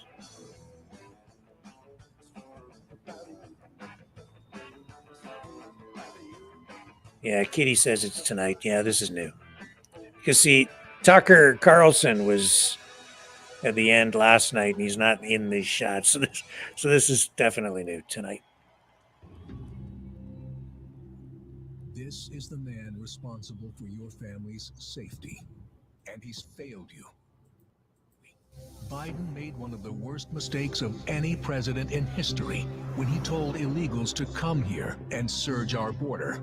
I would, in fact, make sure that we immediately surge to the border. And surge they did. 10 million, more than the population of 40 U.S. states. And Biden's open border became an open invitation for violent Venezuelan gang members, sex traffickers, and now confirmed, ISIS terrorists entered through Biden's wide-open southern border, putting America on high alert for an attack, and your family at great risk. We immediately surge to the border. But it gets even worse. Biden's incompetence has led to a horrific 300,000 Americans now dead. Not from a nuclear bomb, but from lethal fentanyl brought in through Biden's wide-open border. And on Biden's watch, enough illegal fentanyl has crossed our borders to kill every single American. That's terrifying. This weak man has been great for the Mexican drug cartels, while being a death sentence for over 300,000 Americans, including young children. That's approaching the number of soldiers that were killed in World War II. Yet what's Biden's message? Surge to the border. The Biden surge has also led to a surge in violent crimes committed by illegal migrants. Horrific crimes. Murders, gang attacks against our police, child sex crimes, and the brutal killing of a nursing student on her college campus. Countless families will never forget the pain and tragedy, and America should never forget who was responsible. Joe Biden. Surge to the border. And America's border czar. President Trump had our borders secure, our families safe, and he'll do it again. Ladies and gentlemen, please welcome United States Senator Ted Cruz of Texas.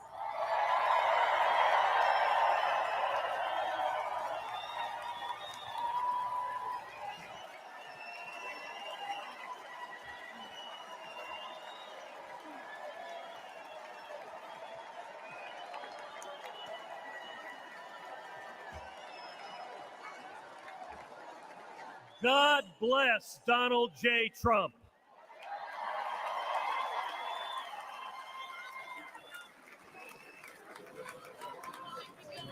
And let me start by giving thanks to God Almighty for protecting President Trump.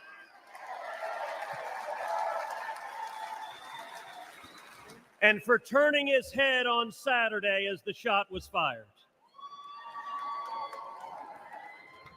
Together, we lift up in prayer all of our leaders for protection. And our prayers are in particular with the family of Fire Chief Corey Comparatore and the others injured on Saturday.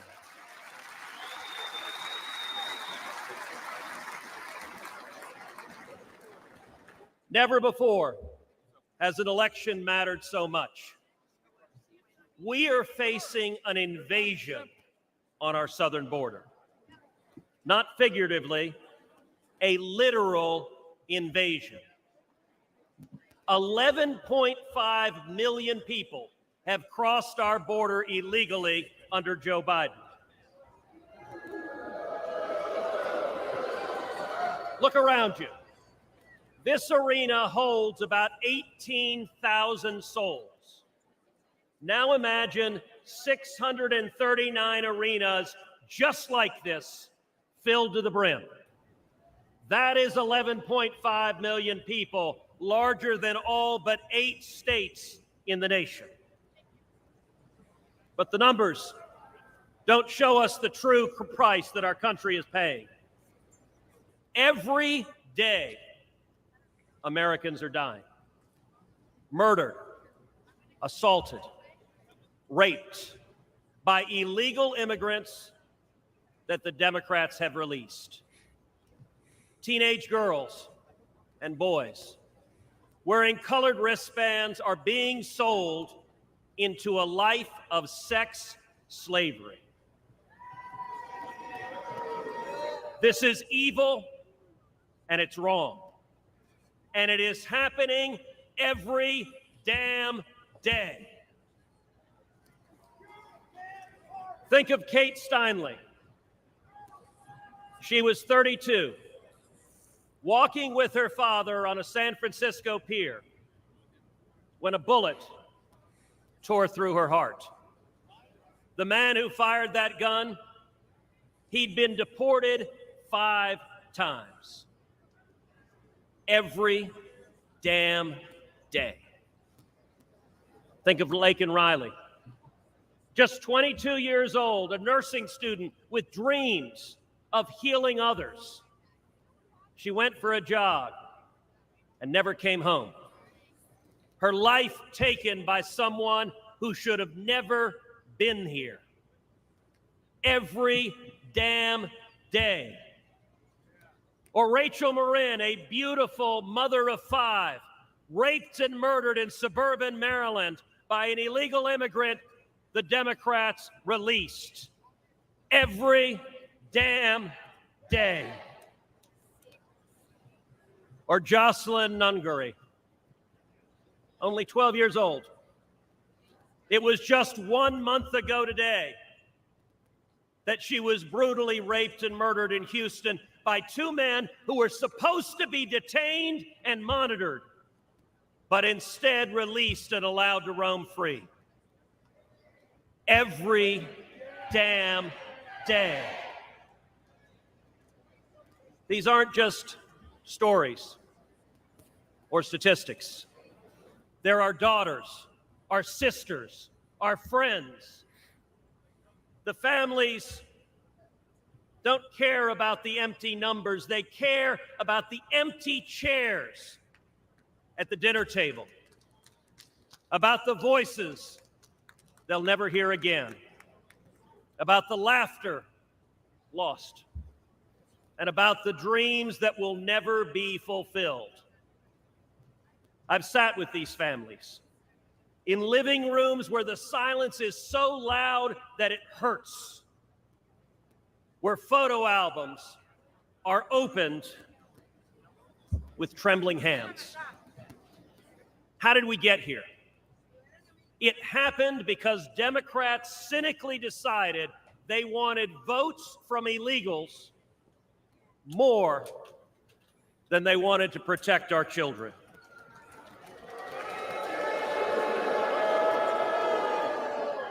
Today, as a result of Joe Biden's presidency, your family is less safe. Your children are less safe. The country is less safe. But here's the good news. We can fix it. And when Donald Trump is president, we will fix it.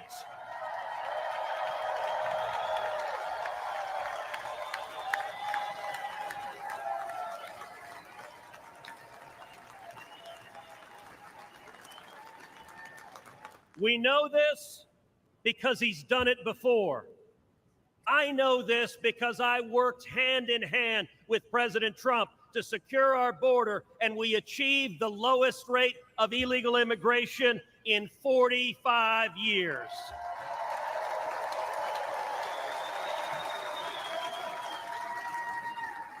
It's real simple. He's done it before, and he'll do it again. So tonight, I speak for Kate and Lakin and Rachel. Tonight, I speak for Jocelyn. And let us go forward together and keep our sacred oath to defend the Constitution and to protect the American people. Let us secure our borders, enforce our laws, protect our children, and restore the future.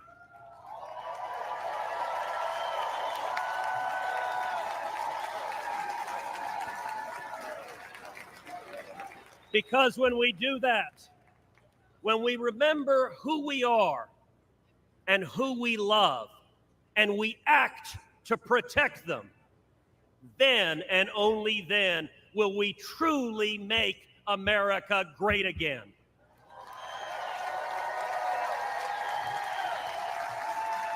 Thank you. God bless Texas, and God bless the United States of America.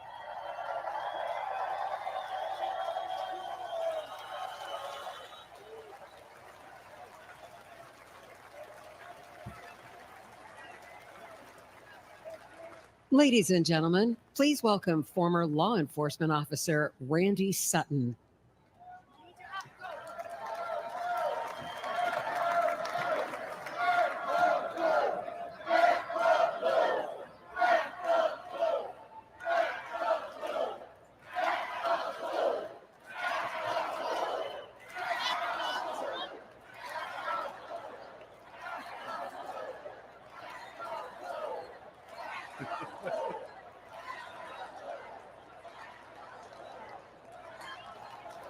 Thank you.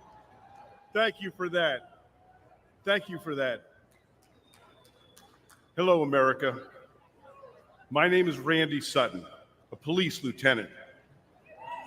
I was a police officer for 34 years.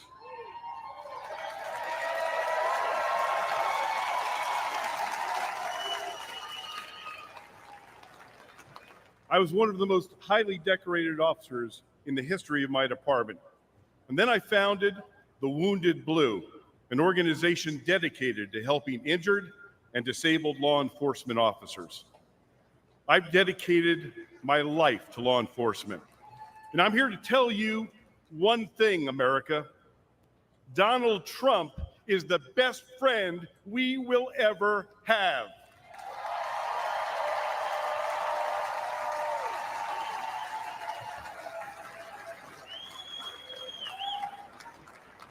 Ladies and gentlemen, we're experiencing a plague of crime across America. The endless tsunami of illegal aliens, no consequences for violent crime, the abuse of our criminal justice system. It's all made America more dangerous than ever before. Police are the thin blue line between criminal predators and their victims. Donald Trump and Republicans stand that line with our police. Joe Biden and Kamala Harris, well, they stand with the criminals. The last few years have been devastating for our police. The war on cops is very real, and it's getting Americans killed. Last year alone, more than 70,000 law enforcement officers were physically assaulted. They were shot, they were stabbed, they were beaten, they were hit with bricks. And in the last 5 years, 1,834 made the ultimate sacrifice and gave their lives in the line of duty. But all of this will end on the day we elect Donald J. Trump president.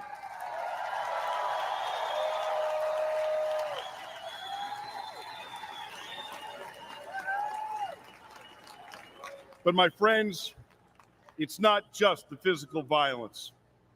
It's the relentless effort to divide the people from the police. This is about the soul of America. Make no mistakes. If the radical left succeeds in defunding and destroying policing as we know it, they will break apart the cornerstone of our system, law and order. Well,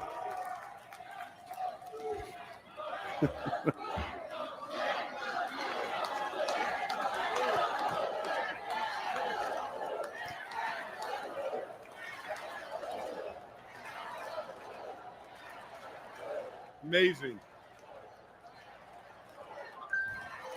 Thank you. But I'm going to tell you, there's one man that these pro-criminal, anti-police extremists fear most.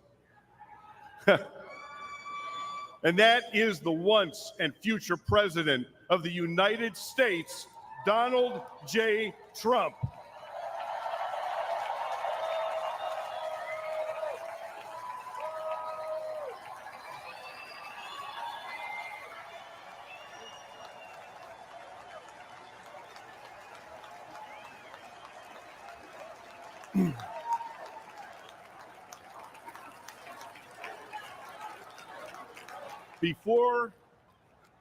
Before I finish my remarks, I want to do one thing, and that is salute our president.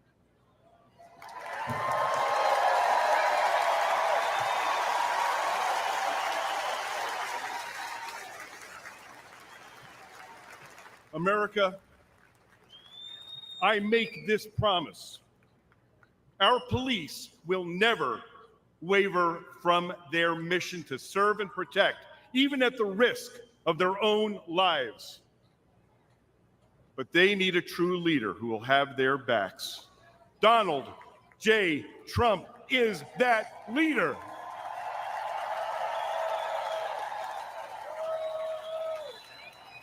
Thank you.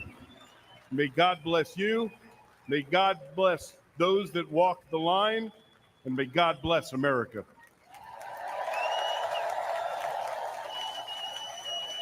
From the very first day that we take back the White House from crooked Joe Biden, the worst president in the history of our country, I believe that we're going to have 4 of the greatest years in the history of our country.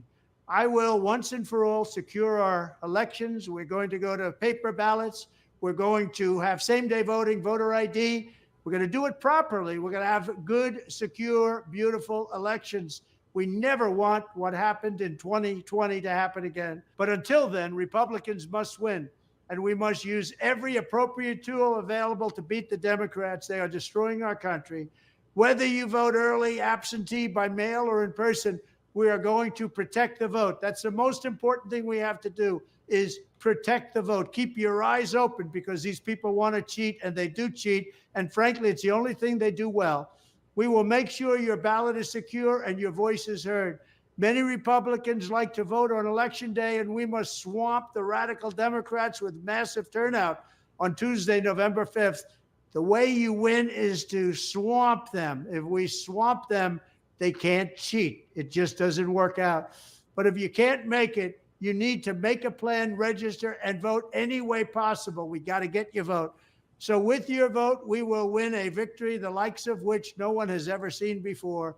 We will evict crooked Joe Biden from the White House, and we will take back our country on November 5th, 2024, the most important day in the history of our country. That's what it's going to go down as. Thank you. Ladies and gentlemen, please welcome Iowa Attorney General Brena Bird.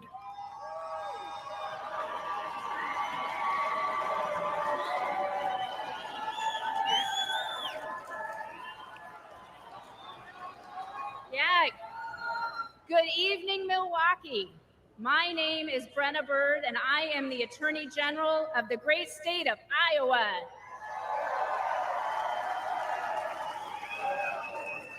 A few years ago, I was a local prosecutor locking up bad guys.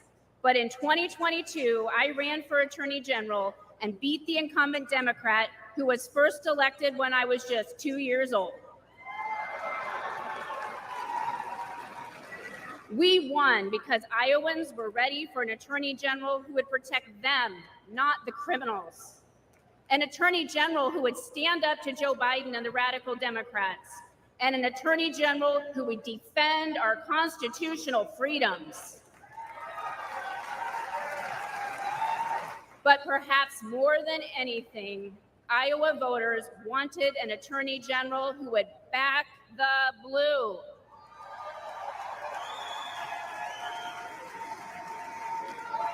Unfortunately, Democrats like Joe Biden and Kamala Harris have made life miserable for law enforcement. They treat police like criminals and criminals like victims. And tragically, many crime victims feel abandoned by a justice system that doesn't seem to put their interests first. They deserve better than what these defund the police Democrats deliver. Yet the radical left believes in handouts, not handcuffs. Democrats like Harris use words like reimagine the police. They're probably imagining more DEI programs for the police. Harris even said that putting more cops on the street wouldn't make communities safer. American families disagree. Never forget, the Democratic Party is the party of defunding the police. They said it, they mean it, and they can't wiggle out of it.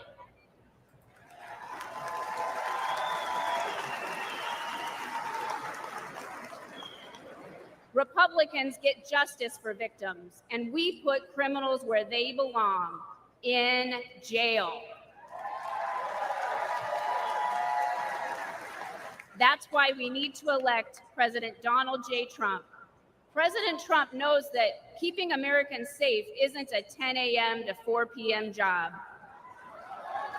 And rank and file cops know that President Trump, he has their back.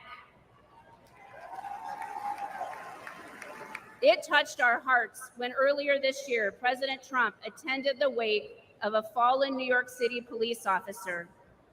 We all owe heroes like Officer Jonathan Diller a debt we can never repay. President Trump knows this, and he shows his gratitude. Joe Biden was also in New York City that day, but instead of honoring our heroes, he attended a glitzy fundraiser with Barack Obama and Bill Clinton. None of them went to pay their respects.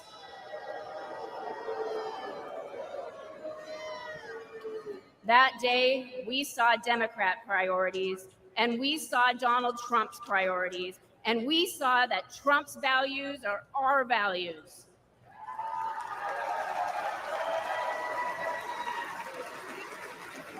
I urge everyone listening to stand with law enforcement and vote to make America safe again. I urge you to vote for Donald Trump on November 5th. Thank you, Milwaukee, and God bless you.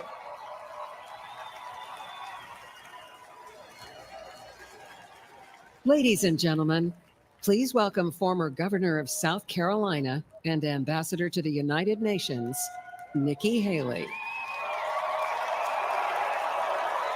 Also, can tell you that Kamala Harris has now officially challenged J.D. Vance to a debate.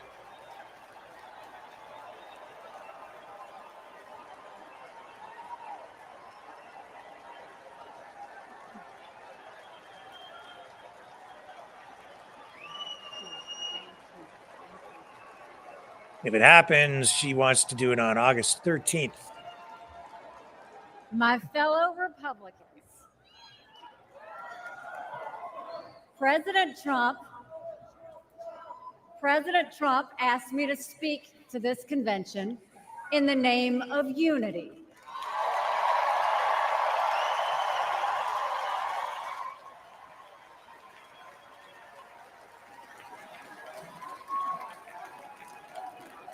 It was a gracious invitation, and I was happy to accept.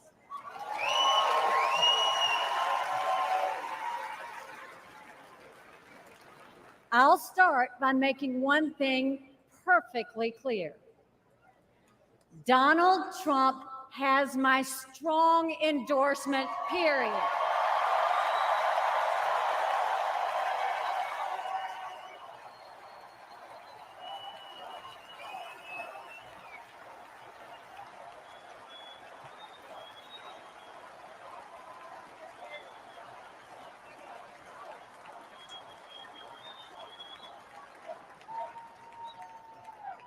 Our country is at a critical moment.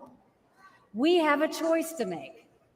For more than a year, I said a vote for Joe Biden is a vote for President Kamala Harris. After seeing the debate, everyone knows it's true.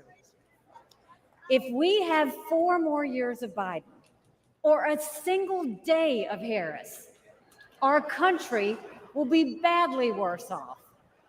For the sake of our nation, we have to go with Donald Trump.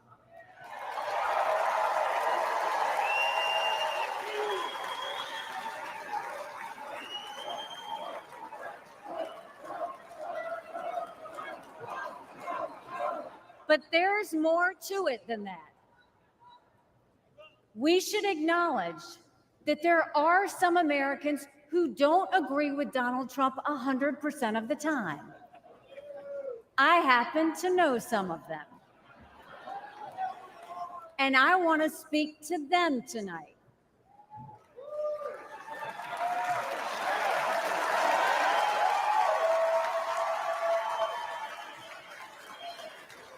My message to them is simple. You don't have to agree with Trump 100% of the time to vote for him.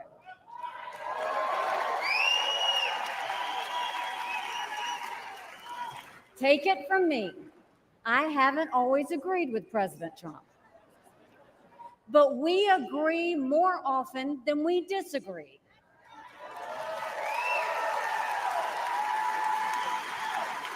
We agree on keeping America strong. We agree on keeping America safe. And we agree that Democrats have moved so far to the left that they're putting our freedoms in danger. I'm here tonight because we have a country to save. And a unified Republican Party is essential for saving her.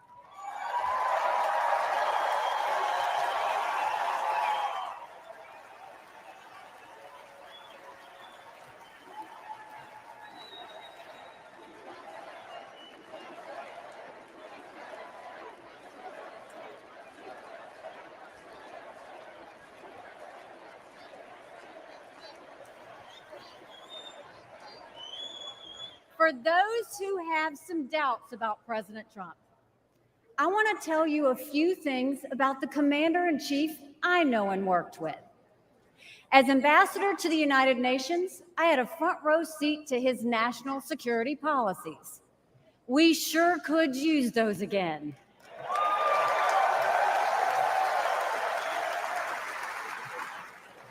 Think about it. When Barack Obama was president, Vladimir Putin invaded Crimea. With Joe Biden as president, Putin invaded all of Ukraine. But when Donald Trump was president, Putin did nothing. No invasions.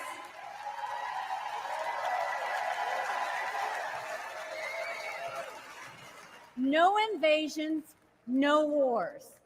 That was no accident.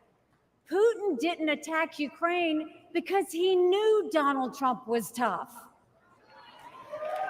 A strong president doesn't start wars. A strong president prevents wars.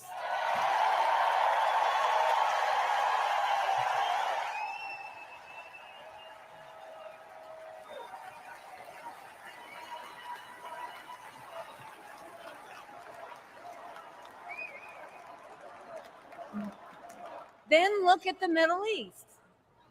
Every problem in that part of the world can be laid at the feet of Iran. The dictators who chant death to America are the bankrollers and weapons suppliers for Hamas and Hezbollah. They're behind the barbaric massacres and the hostage taking. Once again, compare Trump and Biden.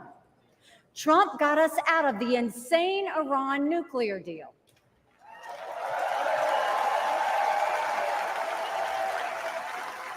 He imposed the toughest sanctions ever on Iran. And he eliminated the arch terrorist Qasem Soleimani.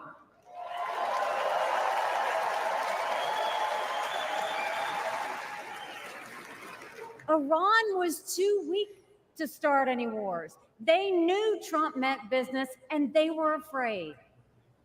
And then there's Joe Biden. He lifted the sanctions. He begged them to get back into the nuclear deal. He surrendered in Afghanistan. He sent every possible sign of weakness. Even now, while Hamas is still holding Americans hostage, Biden is pressuring Israel instead of the terrorists.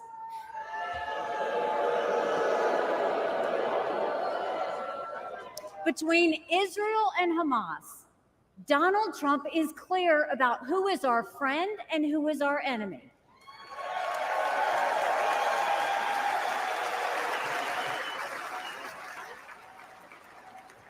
Then look at the border.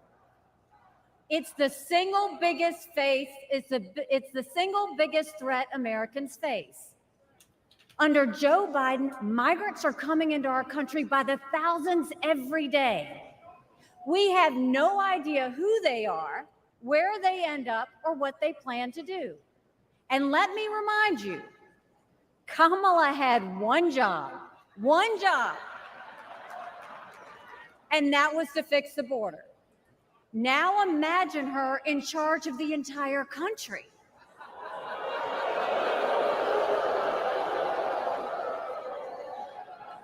Under Donald Trump, we didn't have the border disaster we have today, and we won't when he is president again.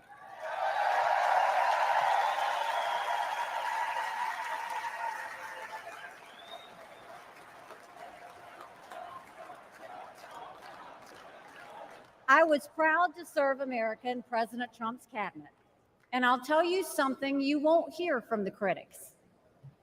He appreciated advice and input. Americans were well served by his presidency, even if they didn't agree with him on all things. Now, to my fellow Republicans, we must not only be a unified party, we must also expand our party.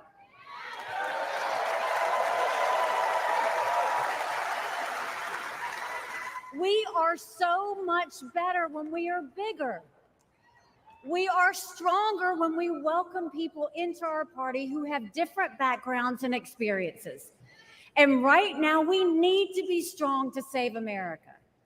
This is a defining moment, not only for our party, but for our country. Our fellow Americans are fearful right now. Families are suffering from inflation and wages that don't keep up with prices. Young people are being indoctrinated to think our country is racist and evil.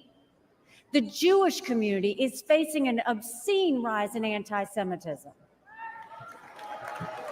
Too many minorities are trapped in communities devastated by crime. Our foreign enemies win when they see Americans hate each other. They see that today, whether it's on college campuses or in a field in Butler, Pennsylvania.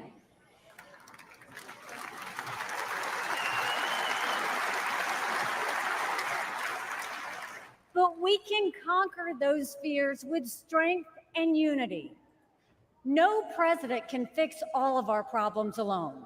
We have to do this together. America has an amazing ability to self-correct. In this moment, we have a chance to put aside our differences and focus on what unites us and strengthens our country.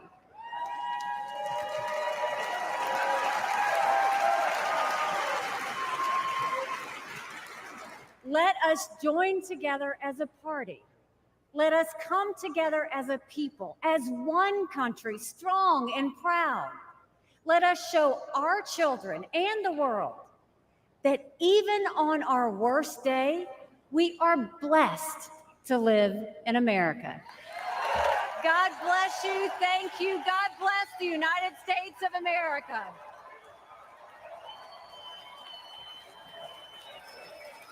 And now, ladies and gentlemen, please welcome the governor of Florida, Ron DeSantis. Well, it's a star-studded cast tonight, isn't it? My fellow Republicans, let's send Joe Biden back to his basement and let's send Donald Trump back to the White House.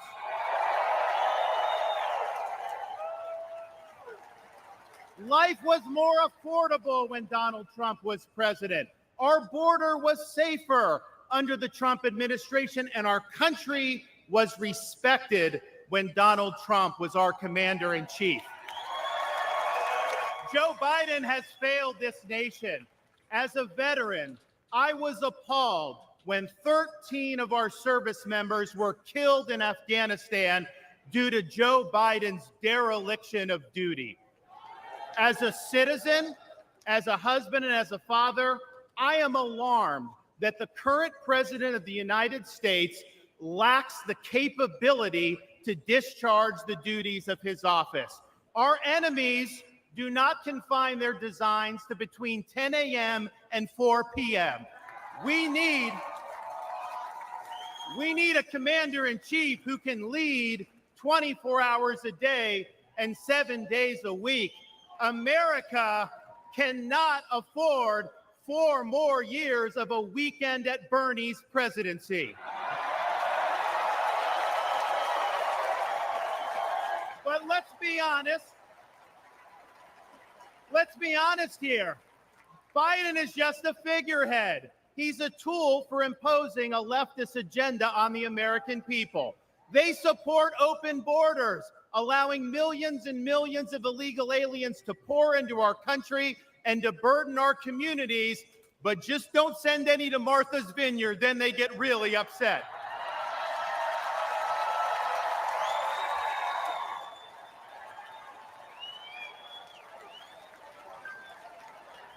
They have unleashed progressive prosecutors across our nation who care more about coddling criminals than about protecting their own communities. They use the unelected bureaucracy to impose their will on us without our consent, and they weaponize political power to target their political opponents like they've done to our own nominee. They want to ban gas automobiles, eliminate Second Amendment rights, and impose gender ideology on everyone from our infantrymen to kindergartners.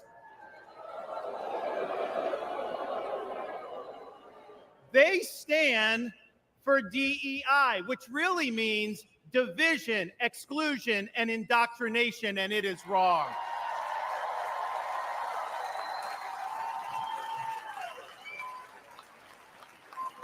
They mandated that you show proof of a COVID vaccine to go to a restaurant, but they oppose requiring proof of citizenship to cast a vote.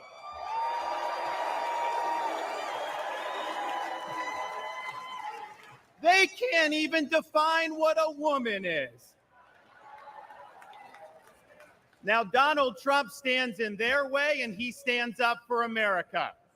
Donald Trump has been demonized. He's been sued. He's been prosecuted, and he nearly lost his life.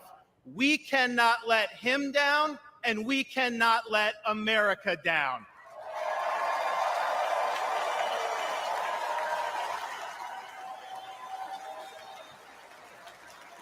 It is the values of this Republican Party that reflect our nation's founding principles. We believe schools should educate, not indoctrinate. We stand for parents' rights, including universal school choice. We support law and order, not rioting and disorder. We seek a strong, focused United States military, not one distracted by a social agenda. We reject entrenched political class, and we demand term limits for members of Congress.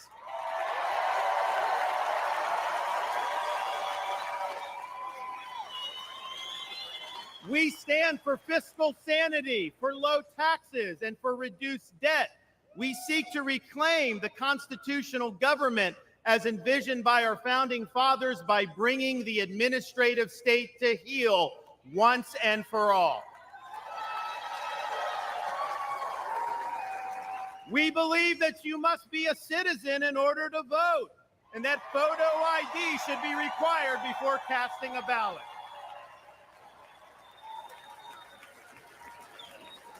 We stand for strong borders and believe that our nation must have a shared civic culture, and we oppose any immigration that stands apart or in contrast to our American values.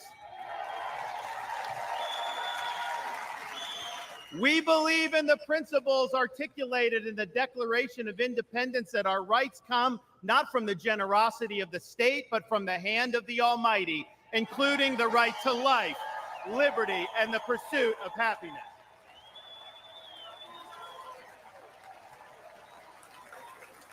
Now, none of this is easy, but it can be done.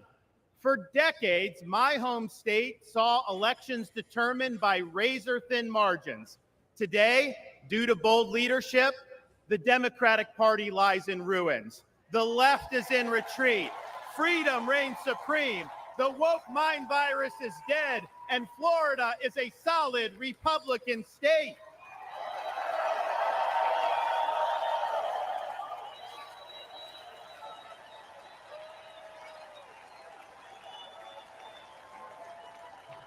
Now, electing Donald Trump gives us the chance to do this all across America.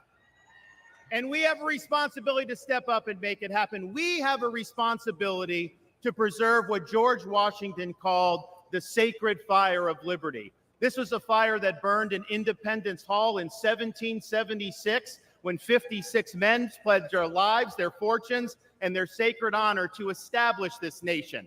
It's a fire that burned at a cemetery in Gettysburg, Pennsylvania, when our nation's first Republican president pledged this nation to a new birth of freedom. It's a fire that burned at the foot of the Berlin Wall in 1987, when our nation's 40th president stood in front of that wall and said, "Mr. Gorbachev, tear down this wall."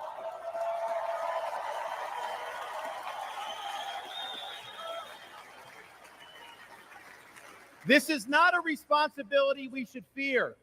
It's a responsibility we should welcome. After all, if not us, who? And if not now, when? Let's make the 45th president of the United States the 47th president of the United States.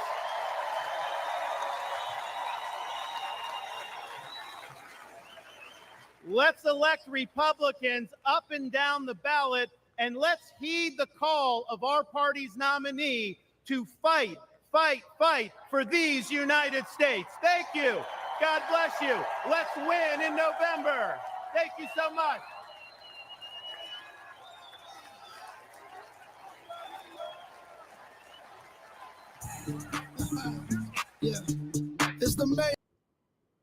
So there you go. DeSantis. Another big speech. Some big names, big Republican names up on the podium tonight. Speaking, Vivek Ramaswamy, DeSantis, others. And everybody's looking ahead to November. And Trump has the momentum. I will be right back.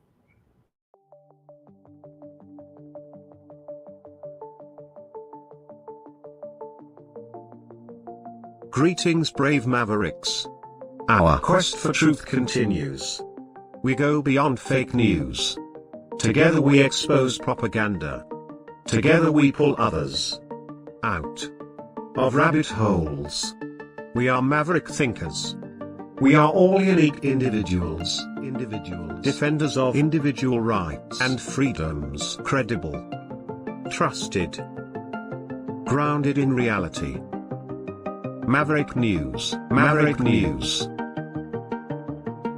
Defending free speech. Free speech. Donate at freedomreporters.com. Do it now. Tomorrow may be too late. Too late. Too late. Too late. Maverick News. The world is watching.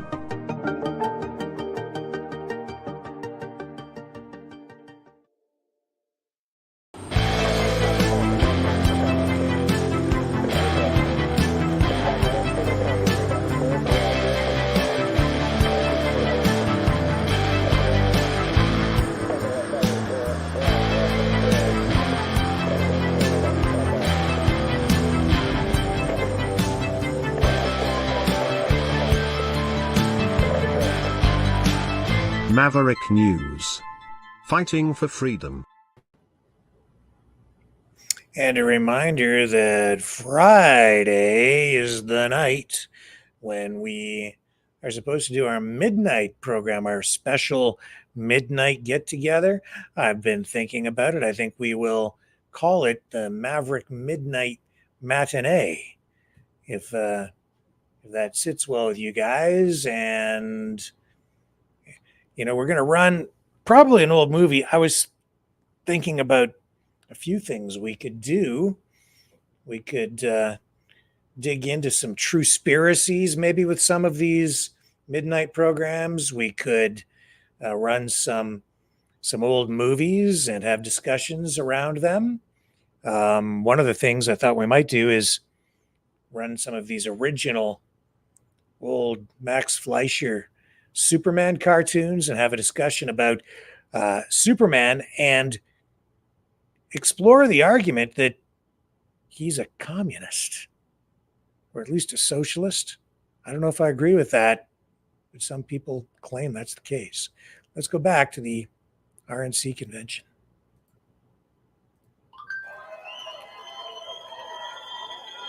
And I am here with a simple message.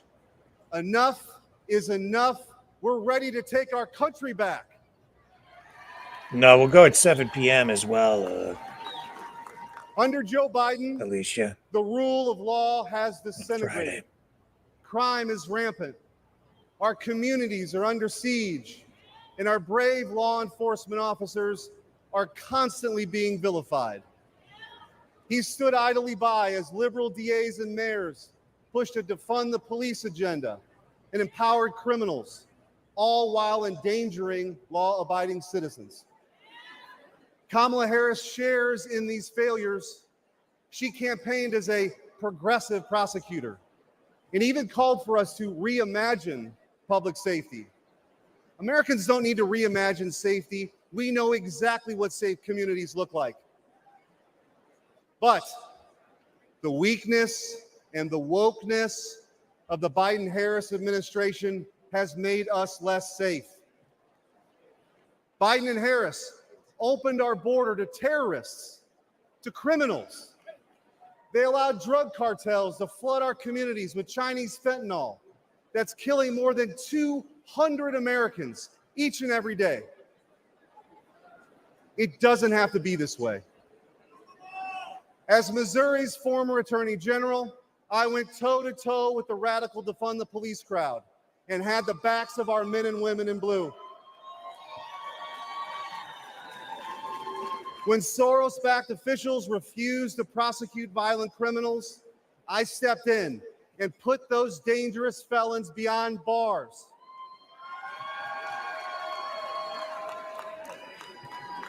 And I know President Trump will do the same. He'll restore law and order. He'll unapologetically back the blue. And President Trump will secure the border once and for all.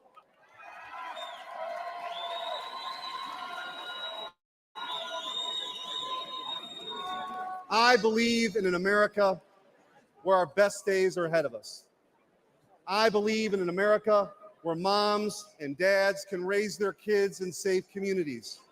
And I believe in an America where we defend the police, not defund the police.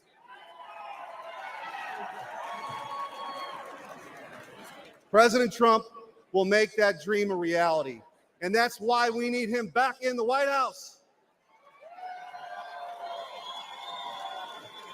Ladies and gentlemen, a vote for President Trump is a vote to make America safe again. Thank you. God bless you. And God bless the United States of America.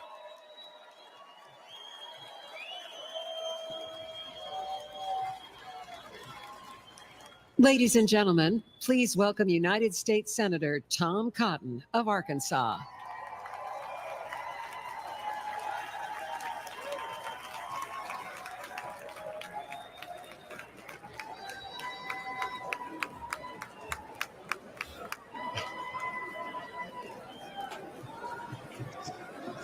I want to share two stories about immigration and two presidents. Manuel was a house painter in Arkansas and a green card holder from Mexico.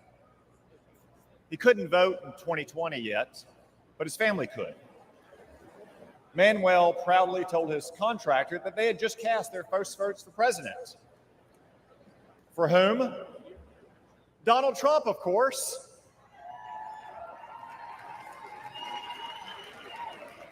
When asked why, Manuel gestured to the parking lot and responded, "Have you seen my new pickup?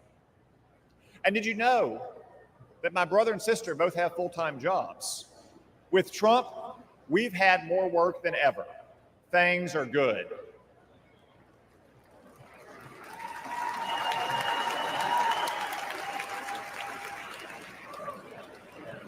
Manuel became a citizen last year, and he's excited to vote for the first time for Donald Trump.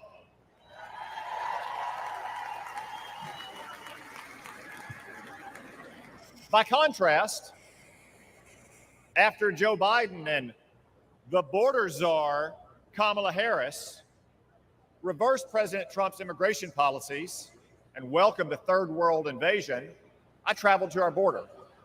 What did I see? The body of a migrant drowned in the Rio Grande. Human traffickers on the southern bank taunting the Border Patrol. Migrants huddled under a bridge. I asked them why they came.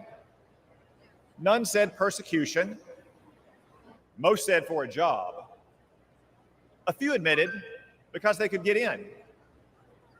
Another answered with one simple word: Biden. My flight home the next day was full of these migrants. And you, all of you, paid for their tickets.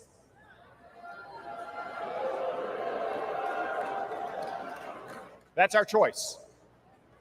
A secure border and an immigration system that works for all of our citizens, whether your ancestors bled with George Washington, or like Manuel in Arkansas, you just took the oath of citizenship, or Joe Biden's chaos.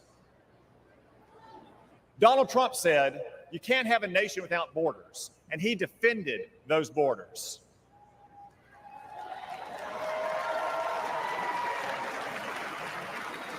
Joe Biden thinks borders are racist.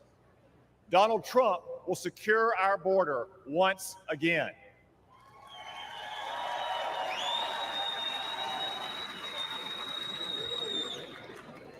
Donald Trump banned travel to America from terrorist-infested countries. Joe Biden allowed ISIS to smuggle terrorists in. Donald Trump will protect America once again. Donald Trump insisted that immigrants must stand on their own 2 feet, the oldest principle of American immigration. Joe Biden gave migrants welfare, free hotels, and more. Donald Trump will stop migrant welfare once again.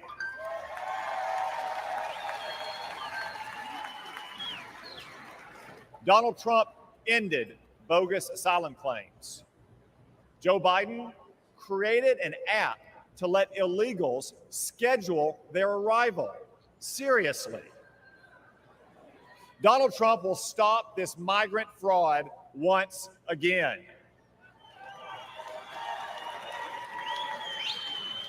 Donald Trump cracked down on hiring illegals. Joe Biden let illegals take American jobs. Donald Trump will protect America's workers once again. So what choice will we make? Will we choose Joe Biden, open borders, amnesty, and chaos? No, of course not. We'll choose Donald Trump and his record of security, prosperity, and stability.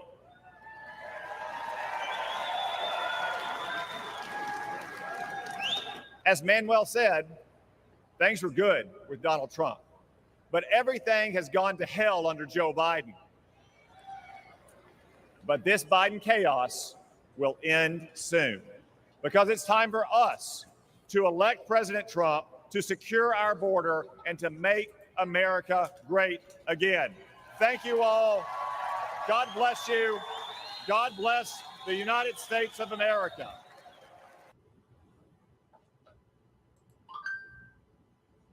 Oh my, what just happened? We lost our feed. Hang on. Lost our feed. Working on it here, folks. Something's gone haywire. Yes, sir. Everything has gone nuts. Just give the computer a moment.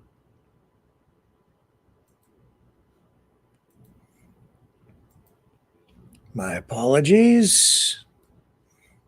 Working to restore. Let me just do this while I fix it. Hang on just a moment. You know, someone very profoundly once said many years ago that if fascism ever comes to America, it'll come in the name of liberalism.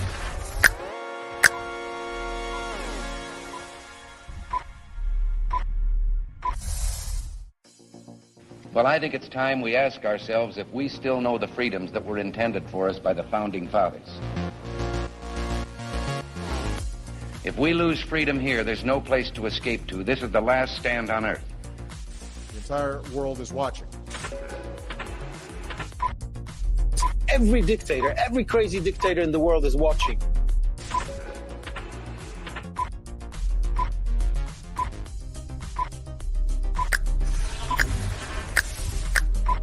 The world is watching.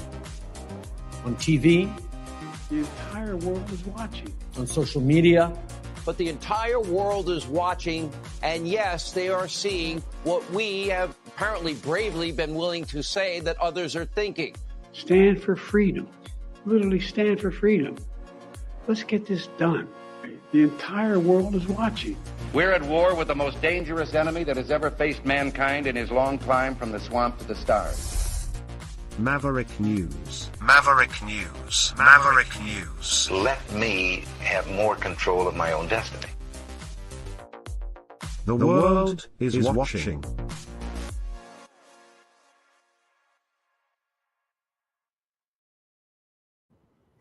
Okay, we're going back. My name is Erin Coper. I'm a grassroots organizer, a proud Republican woman, and a longtime resident of Pittsburgh, Pennsylvania. I'm here to urge Americans to re-elect President Trump and make America safe again. But I'm also here with a warning, because in recent years, I've had a front row seat to the chaos caused by Democrats and their soft on crime policies. Democrat Mayor Ed Gainey, Congresswoman Summer Lee, and especially Socialist County Executive Sarah Innamorato have demoralized and disrespected our police while unleashing criminals into our communities. The Pittsburgh Police Department has shrunk from 991 officers in 2020 to 750 at the end of last year. Response times are soaring. One city worker got mugged at gunpoint and raced to a police station, but no one was there to help. The Democrats have given Pittsburgh defund the police on steroids. The result is crime and chaos. There were 122 murders in my county in 2022, one of the deadliest years on record. Drug deaths are also near record highs, but statistics don't tell the full story. I've been chased by drug dealers on my own street. I've seen filthy tent cities pop up on my block. I've talked to business owners who find human waste, used needles, and shell casings outside their shops. I've felt the chill of fear as a woman when I'm alone in a parking garage or on the street. What the Democrats did to San Francisco, they're doing to my city. But law-abiding citizens are fighting back and saying no more. I saw this when Pittsburgh Republicans, independents, even Democrats came together to beat Soros prosecutor last November. It can happen again this November. If we stand together, we will beat the soft on crime Democrats and make our streets safe again. We can re-elect President Trump, and we can save our cities. Thank you.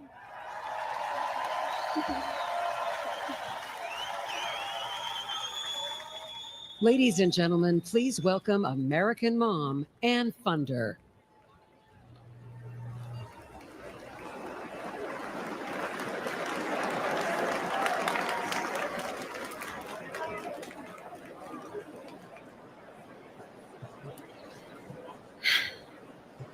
Hi, my name is Ann Fundner, and I am the wife and mother of 4 children. I'm standing here today to share the tragic reality of open borders. I'm here to share the story of my firstborn son, my everything, my Weston. My family and I were living in Southern California when President Biden took office and opened our borders. My Weston was 15. He was an amazing big brother to his 3 younger siblings. Weston attended church twice a week, played football and hockey, and he loved to surf. He had a big heart, and he lived to make people laugh. He had so many good friends. And I was always vigilant to be the best mother that I could be. I was room mom, school ambassador, and I attended all of his sports. We had family dinners and barbecues at the beach. And like most teenagers, Weston wanted to fit in. And in a moment of peer pressure, he tried something that someone gave to him, and it took my baby's life. We did everything right.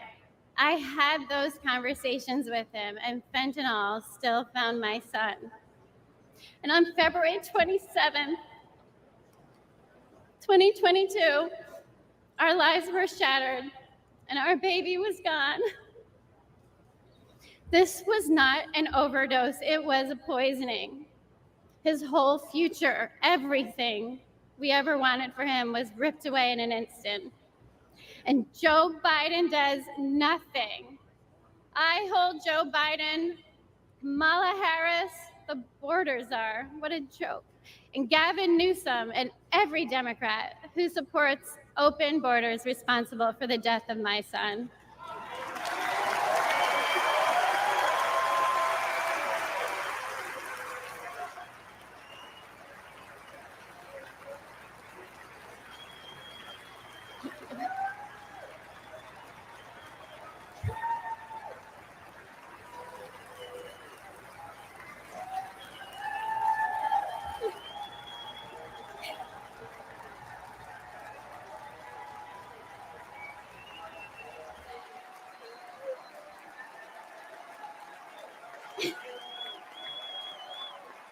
Thank you.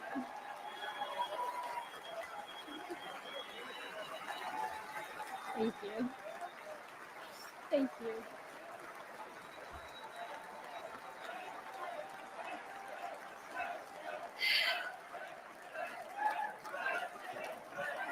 Thank you. Thank you. Thank you. Thank you. And the tens of thousands of American innocent children. For that alone, they should be voted out of office.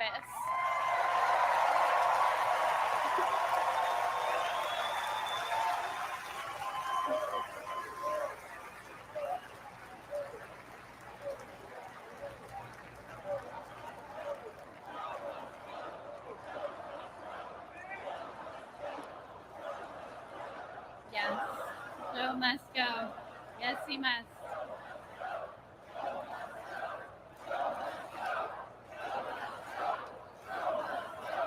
Joe must go. Absolutely.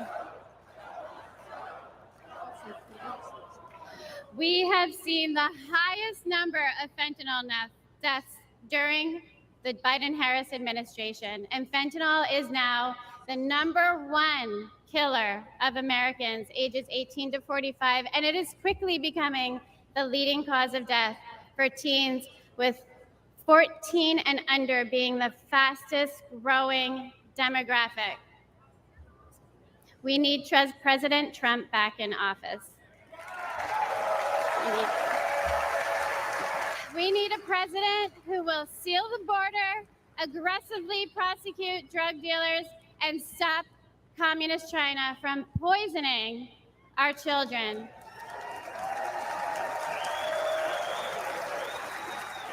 This is not a red or blue issue. This is a red, white, and blue issue. And fentanyl doesn't care if you're black or white. It does not discriminate. This is an American issue. We need a president who will call the drug cartels what they are: terrorist organizations.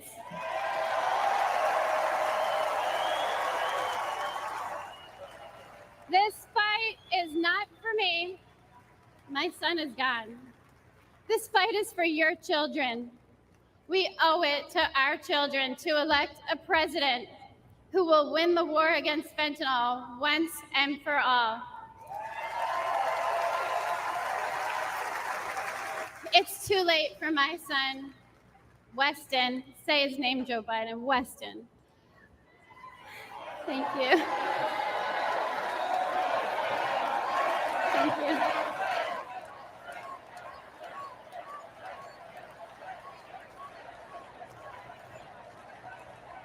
But we can change this for your children. We need President Trump back to save the lives of our kids. Thank you. Thank you. God bless America.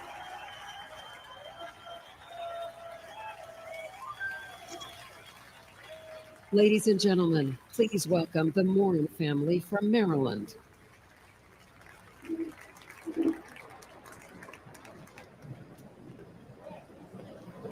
Authorities announcing tonight that they made another arrest yesterday. Man with an AK-47 Rachel. pistol. She went for a walk in one of our family's favorite places. Outside the RNC. This beautiful trail was to us a safe place where we pushed our babies in strollers, where we walked together as a family, where my wife and I got married, near what would later become the spot where my sister's body was found.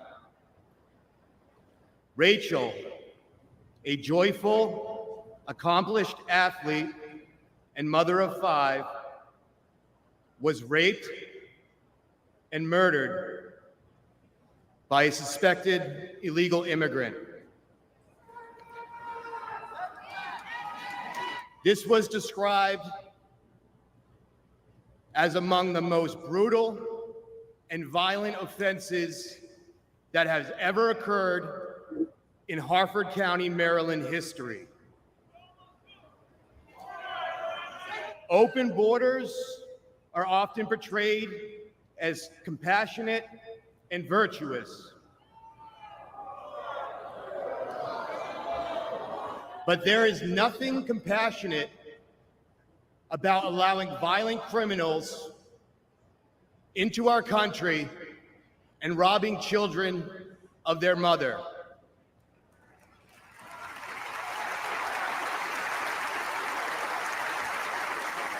My sister's death was preventable. The monster arrested for killing Rachel entered the U.S. unlawfully after killing a woman in El Salvador. Joe Biden and his designated border czar, Kamala Harris, opened our borders to him and others like him, empowering them to victimize the innocent. Yet, to this day, we have not heard from Joe Biden or Kamala Harris.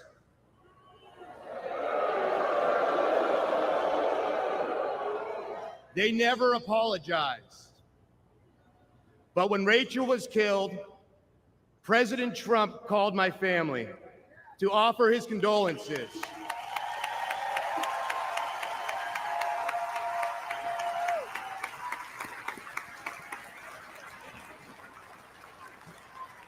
He wanted to meet with us. He cared. That is leadership.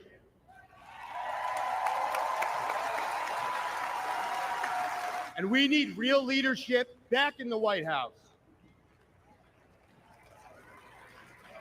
What has gotten us through this unthinkable loss is our faith in Jesus Christ.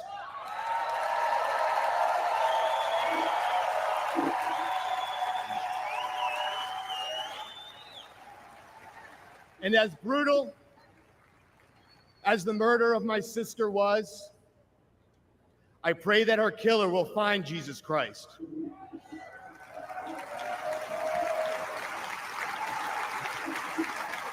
For all the affected by senseless tragedy, I pray for peace, knowing that all things work together for good to those who love God, to those who are called according to his purpose.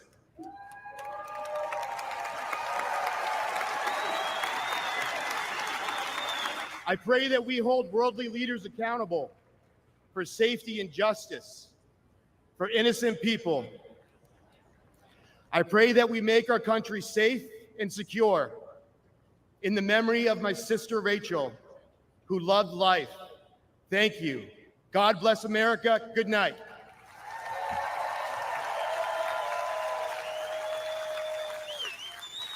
Ladies and gentlemen, please welcome Madeleine Brain from New York.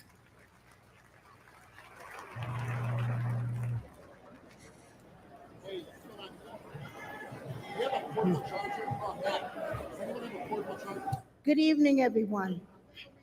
My son, Sergeant Hassan Korea, an Afghanistan War retired veteran. He received enemy fire from the Taliban, only to be murdered with a knife on the streets of New York City. The 4 assailants responsible for his death initially were facing justice, but that changed when District Attorney Alvin Bragg was elected.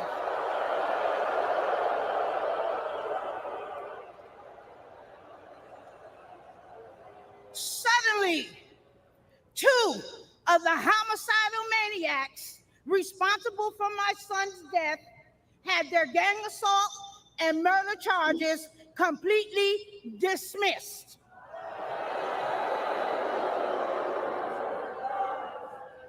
One of them received 14 months time served. Alvin Bragg charged her with assault with a shoe. And another one was sentenced to 7 years. I later learned that Alvin Bragg often dismisses and reduces dangerous criminals. He wants to clear the jails and return violent felons onto our streets every day. The injustice was devastating for me and my family. I don't want anyone else to experience the senseless pain that many other victims across this United States of America have to live with every day. So I decided to use the voice that God gave me to be the voice for the voiceless across America.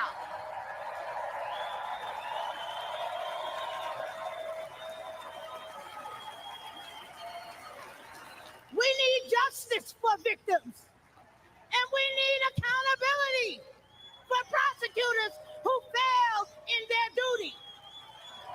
Soft on crime prosecutors like Alvin Bragg in New York, Kim Foxx in Chicago, and George Gascon in Los Angeles have turned our great country and cities into war zones. Poor and neglected communities like mine are suffering. And who else in here is sick and tired of being sick and tired?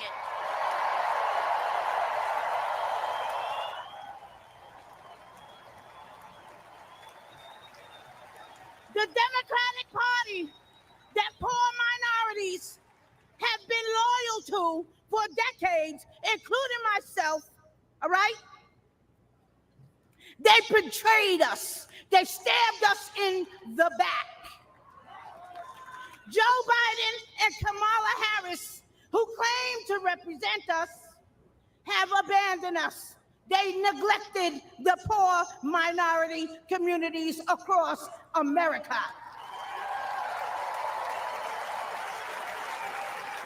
But mine eyes have been opened.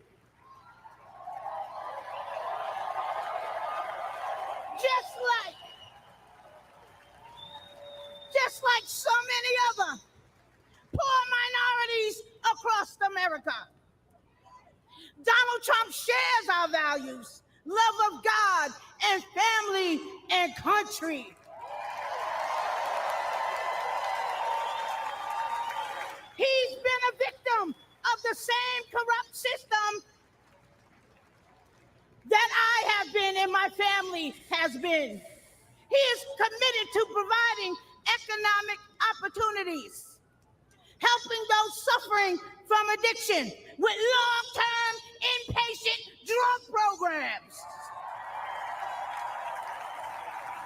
rolling back deadly bail reform policies that are getting our children killed every single day, and supporting our police. We back the NYPD. We back the blue.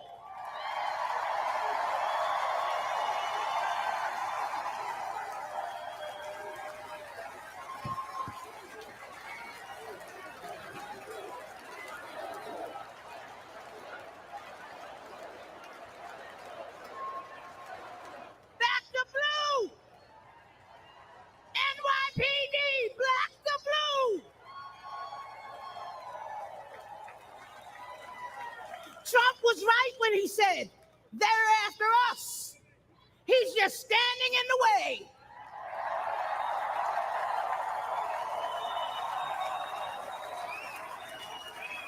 And guess what? He always will. That's why I'm standing with him today. Let's make America safe again.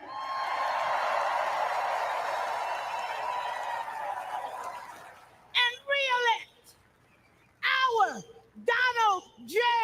Trump.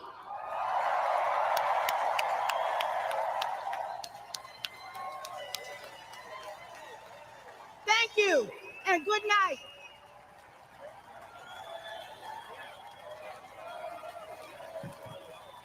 Ladies and gentlemen, please welcome Powerful Arkansas speech. Governor Sarah Huckabee Sanders.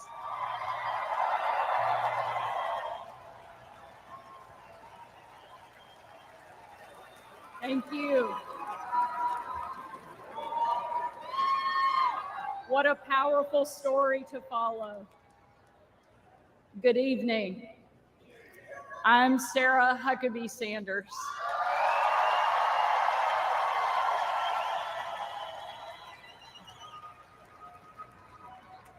And before I get started, I want to say I have always been proud to stand with President Trump, but never have I been more proud than to stand with him right now, tonight.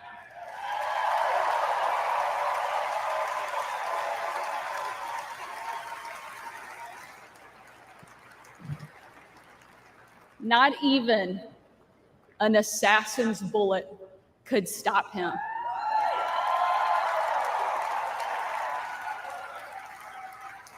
God Almighty intervened because America is one nation under God, and he is certainly not finished with President Trump.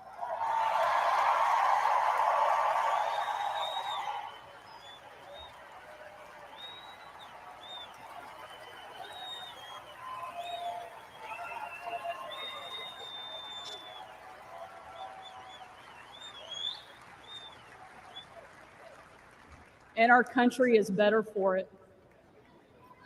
I am here tonight as America's youngest governor, the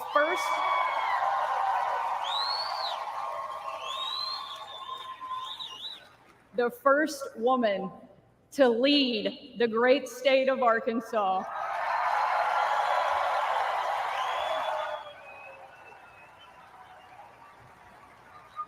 And most importantly, a mom to 3 amazing kids, Scarlett, Huck, George.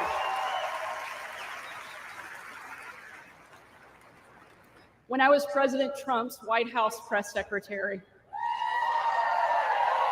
the best job, I got the chance to take my 4-year-old son, Huck, to Bring Your Kid to Work Day. Much like Jill now drags Joe to bring your husband to work day.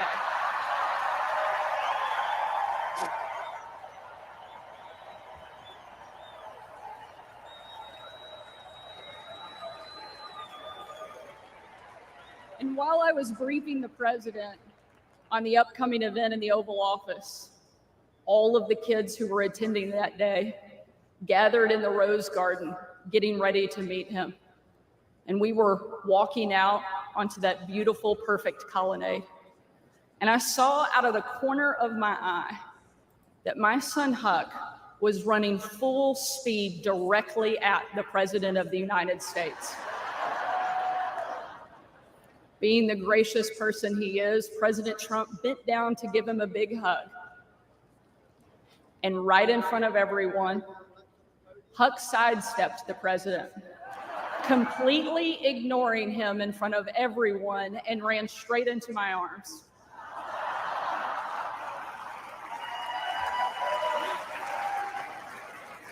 For my 4-year-old son, the most powerful man in the world had nothing on his mom.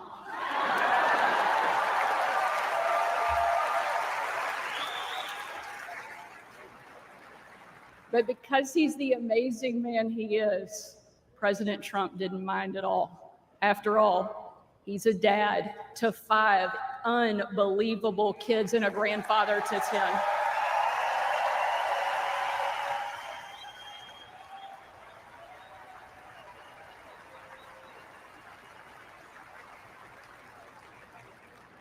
And while that story is certainly a special memory for my family, it's an even greater reminder why I support President Trump, not for me, not for him, but for my kids and for yours.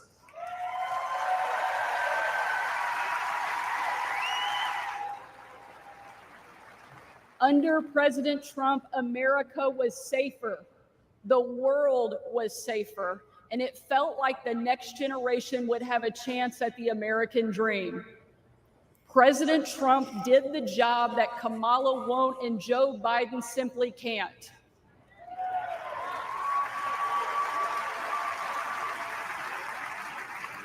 When we're honest, every American knows that we were so much better off under President Trump.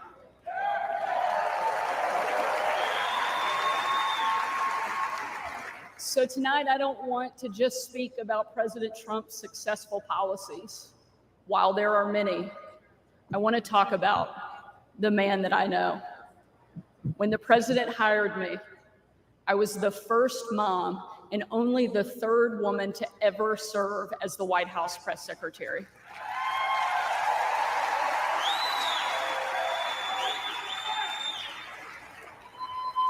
And in that role, I endured relentless attacks from the left. I was insulted as a guest at the White House Correspondents' Dinner. My family was denied service and kicked out of a restaurant.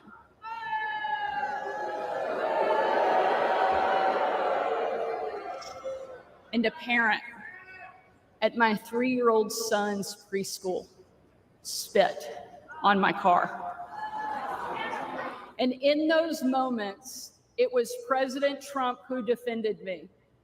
And when an MSNBC host, the author of several books on empowering women, said I was unfit to be a mother, and another MSNBC host said I was vile, not even human, and that I should be choked, MSNBC again did nothing. But our president pulled me aside, looked me in the eye, and said, "Sarah, you're smart, you're beautiful, you're tough, and they attack you because you're good at your job. Never let them stop fighting."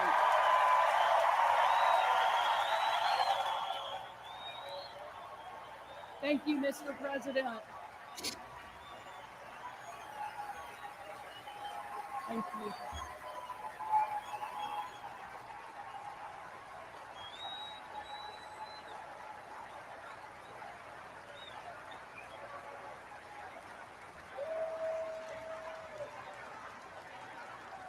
That's the Donald Trump that I know. And that's the Donald J. Trump I will always respect. The left doesn't care about empowering women. Biden and Harris can't even tell you what a woman is. They only care about empowering themselves. But we have a president who believes in empowering every American and that our country is worth fighting for.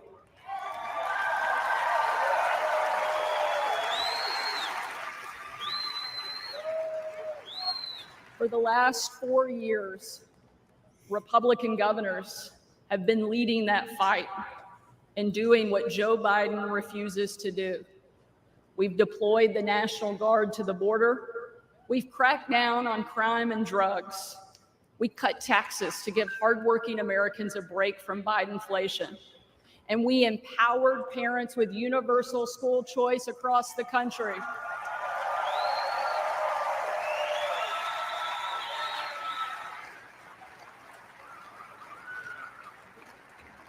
Donald Trump was the very first president in my lifetime to take a hard line against China, and I'm proud to be the first and only governor in the country to kick communist China off our farmland and out of my state.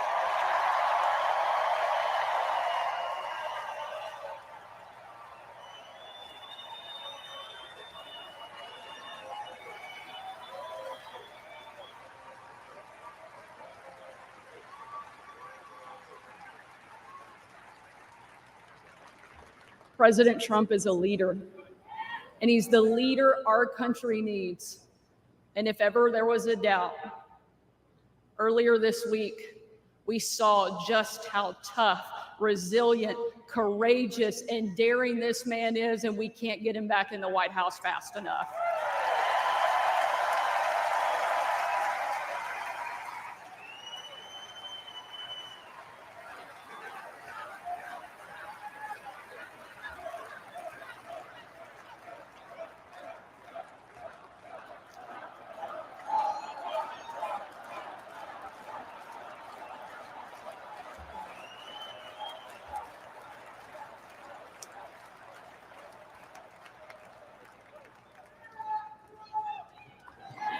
Ladies and gentlemen, we are not called to stand still in the face of great danger. You and I were put on this earth at a moment in time to charge boldly ahead. We cannot know what the future holds, but we know damn sure who holds the future in his hands.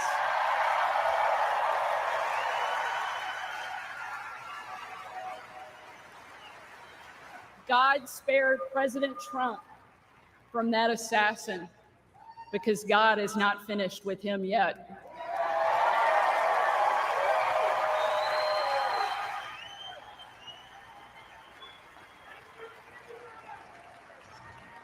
And he most certainly is not finished with America yet either.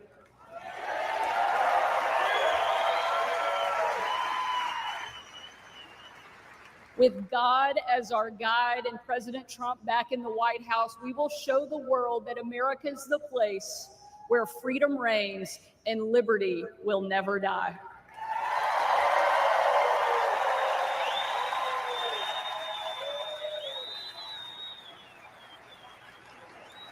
Ladies and gentlemen,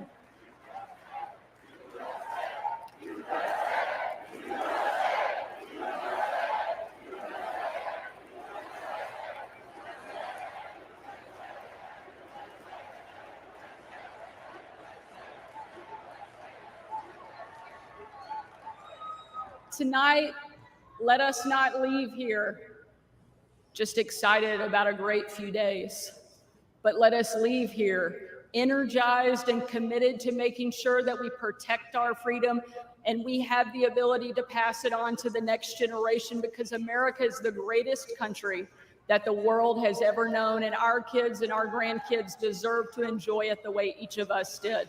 And we will with President Trump back in the White House. Thank you so much. God bless the great state of Arkansas and the amazing United States of America. Thank you very much.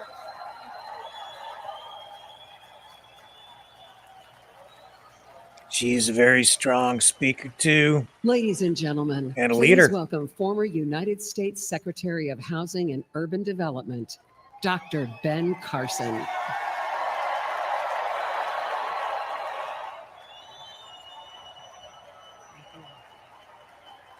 Thank you. Thank you so much. Thank you. You know, Sarah Huckabee always says to me, I hate to follow you, but I think she turned the table on me tonight. I want to thank you all for being here and for being involved. Like many of you last week, I watched with horror as the events unfolded in that Pennsylvania field. I saw President Trump, a dear friend, escape death by mere inches. And my thoughts immediately turned to the book of Isaiah that says, no weapon formed against you shall prosper.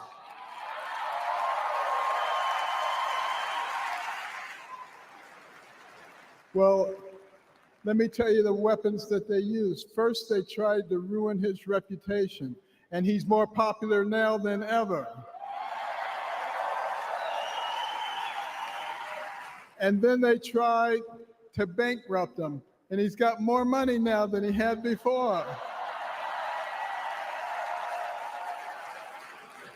And then they tried to put him in prison, and he's freer and has made other people free with him. And then last weekend, they tried to kill him, and there he is over there alive and well.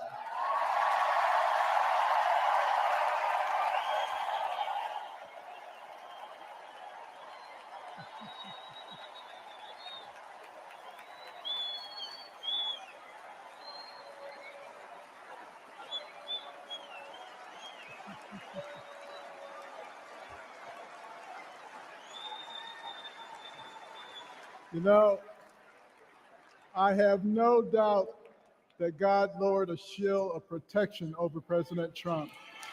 And I join millions of Americans in thanksgiving for President Trump's safety. And I encourage you to join me in praying each day for his continued protection. You know, our hearts go out to the victims in the audience. Let's also pray for them and their families. These events have brought unusual clarity to the times we are living in. We have all harbored the nagging feeling that everything we love is slipping away. All you have to do is turn on the television. The free press, a pillar of any free society, has abused the public trust and resorted to lies, deception, and disinformation.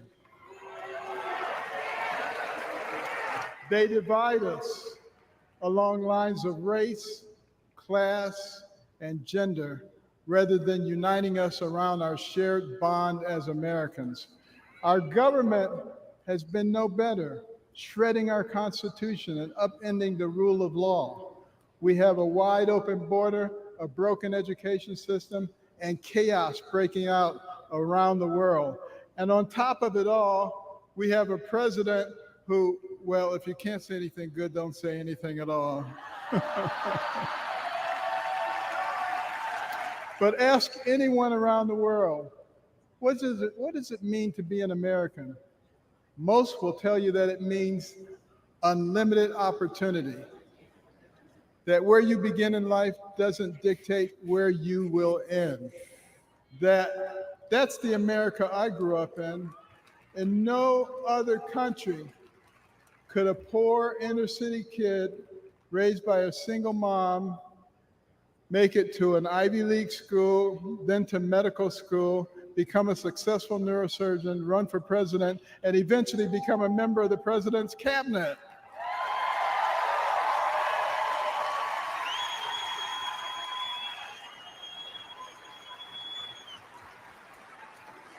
You know, and as a member of his cabinet, I had a chance to work closely with him. And I got to tell you, this is a man who is a gift to us as a nation. He is very gifted. He is very smart. He is very compassionate. He cares about people. And I'll tell you, the first time I met him was before either of us got into the political arena.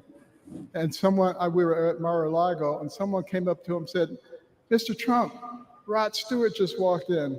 And he said, "I don't care. This is Ben Carson."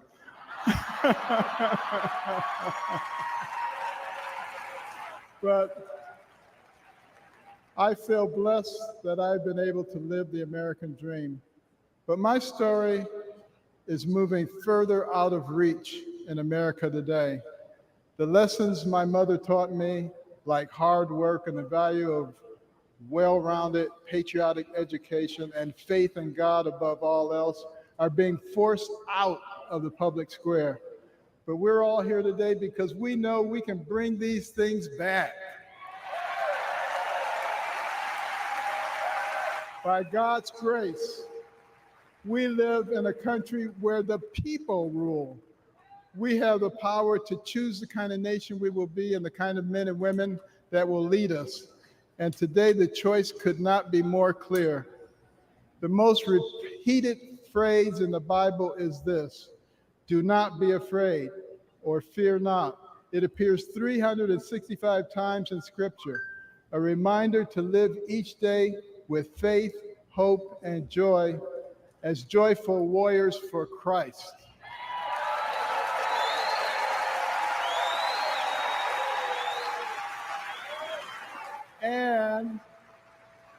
And when God is with us, nobody can stand against us. With this assurance from the Almighty, even the face of evil itself cannot shake our resolve. We will keep fighting, we will keep praying, and by the grace of God, we will save our country and re-elect President Trump together with Vice President Vance this November. And I want you to remember this. In 1831, Alexis de Tocqueville came to America to study our nation because the Europeans were fascinated. They wanted to know, how could a nation barely 50 years old already compete with them on virtually every level? So he looked at our government and he was duly impressed by our checks and balances and separation of powers. And then he looked at our business environment. He was duly impressed by how we encourage entrepreneurship and innovation. And he looked at our educational system, and he was blown away by the fact that he could find a mountain man in the middle of the woods who could read, who could tell him about the Declaration of Independence. But the thing that impressed him the most was when he went to our churches and he heard those inspirational sermons from the pulpits that inspired a ragtag bunch of militiamen to defeat the most powerful army in the world and gave the American people a moral base.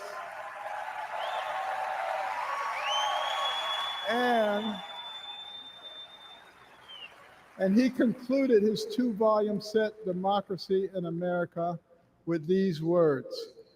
He said, "America is great because America is good. And if America ever ceases to be good, she will cease to be great. It is our job to make America good. And let's do this by re-electing President Trump so we can make America great." Thank you very much.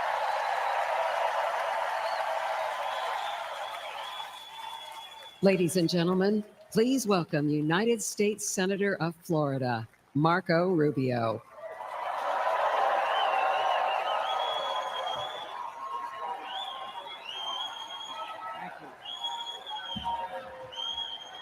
Thank you, thank you, thank you, thank you, thank you. Don't say polo, don't say polo. Thank you, thank you, thank you. The last few days remind us that the life of every living thing and the breath of all mankind is in the hands of God.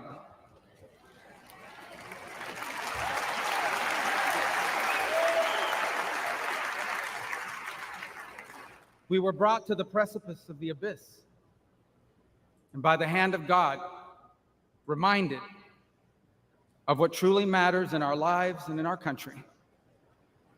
This thing we do called politics, it matters. It's not unimportant. But it is our people who must always matter the most in everything we do.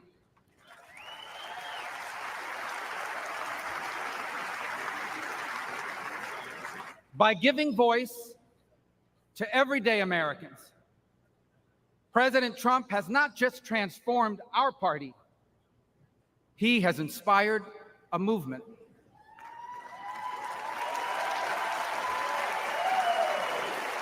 A movement of the people who grow our food and drive our trucks, the people who make our cars and build our homes, the people whose taxes fund our government, and whose children fight our wars. Americans like Corey Comparatori. He was a former fire chief and a loving husband. He was described as the best dad a girl could ever ask for. As a man of God who loved Jesus fiercely and looked after members of his church. Corey was one of the millions of everyday Americans who make our country great.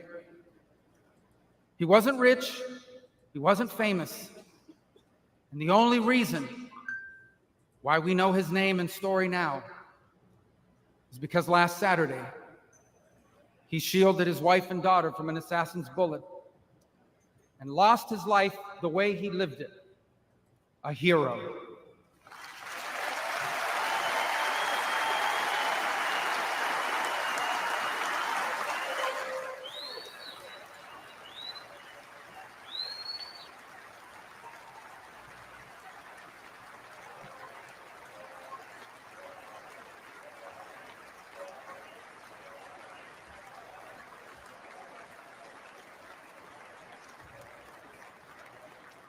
For those still wondering who are in the press and many watching at home, these are the Americans who wear the red hats and wait for hours under a blazing sun to hear Trump speak. And what they want, what they ask for, it is not hateful or extreme. What they want is good jobs and lower prices. They want borders that are secure, and for those who come here to do so legally. They want to be safe from criminals and from terrorists. And they want for our leaders to care more about our problems here at home than about the problems of other countries far away.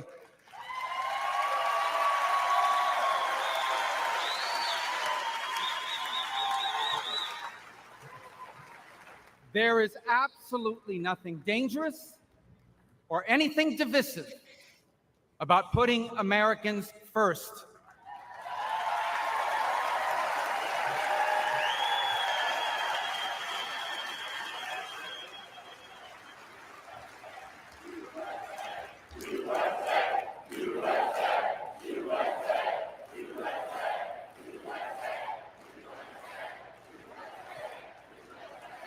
Those who are offended, anyone who is offended about putting America first has forgotten what American is and what American means. American isn't the color of our skin or our ethnicity. Americans are people as diverse as humanity itself. But out of many, we are one. Because as the life story of our next Vice President, J.D. Vance, reminds us, we are all descendants of ordinary people who achieved extraordinary things.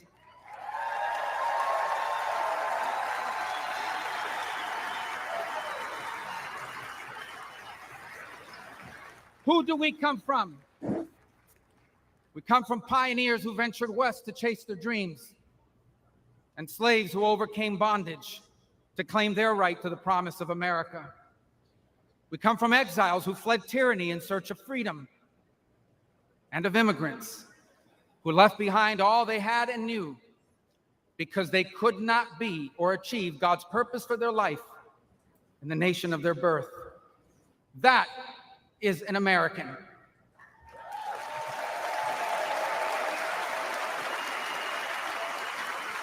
And putting Americans first must be what this election is about. When President Trump was in the White House, Americans had more money and lower prices. Our borders were secure and our laws were enforced. Iran was broke, the Taliban stopped killing Americans, and Putin didn't invade anyone.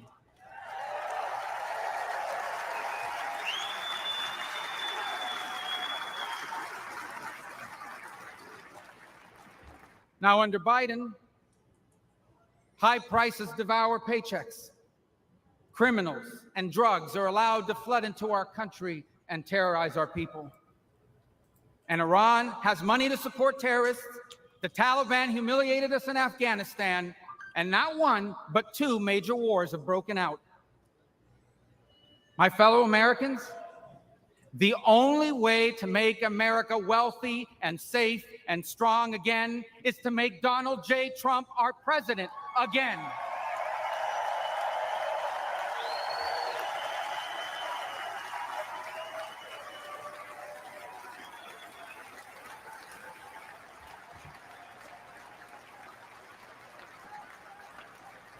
Our country has been injured by the bad decisions of weak leaders.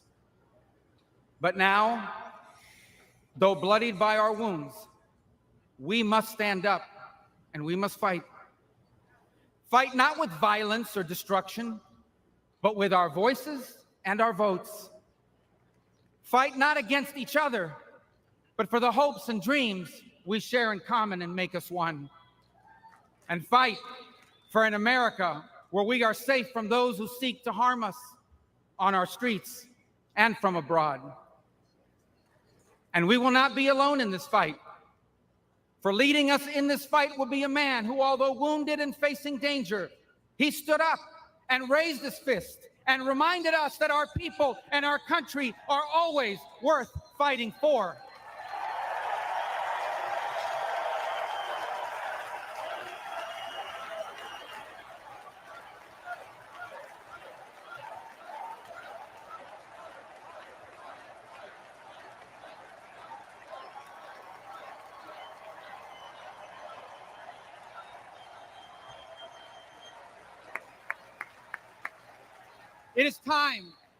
It is time to put our country and our people first again. And if we do, together, we will make our people wealthy again. If we do, together, we will make our country safe again. Together, We will make Donald Trump our president again.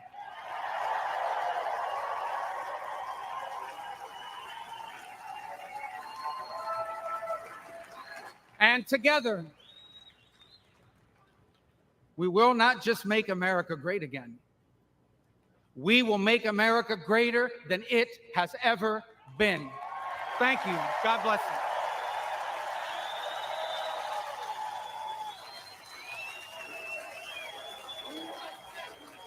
Ladies and gentlemen, please welcome Lara Trump.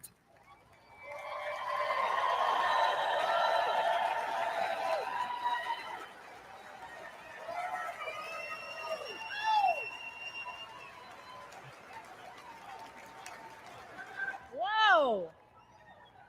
I don't feel like I actually have to ask this question, but is anybody in this room ready to send Donald Trump back to 1600 Pennsylvania Avenue?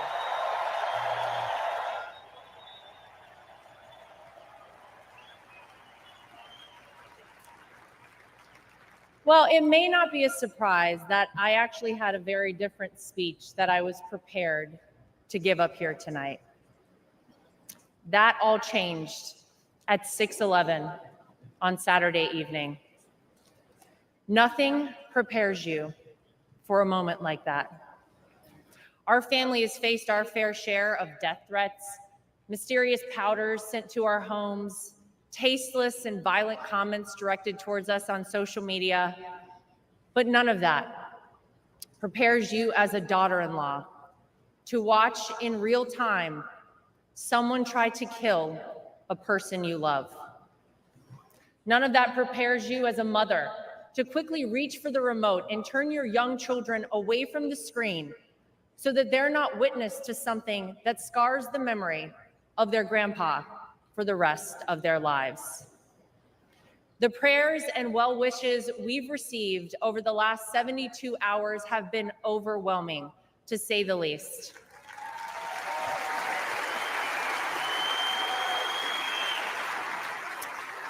And my heart goes out to the family who lost a husband and a father because of this senseless act. All of you here tonight and watching at home mean the world to all of us in the Trump family.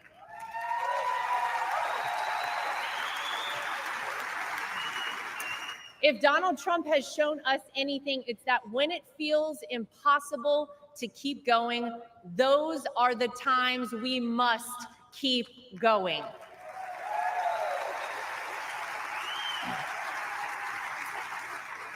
I don't know how many people here watching at home have ever been to a Trump rally, but if you've never been, let me tell you about them. Oh, some of you have been.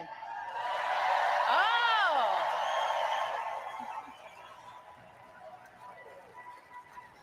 Regardless of how the media have painted these rallies, you would be hard-pressed to find and to join a happier group of people coming together over their love for the greatest country on earth, the United States of America.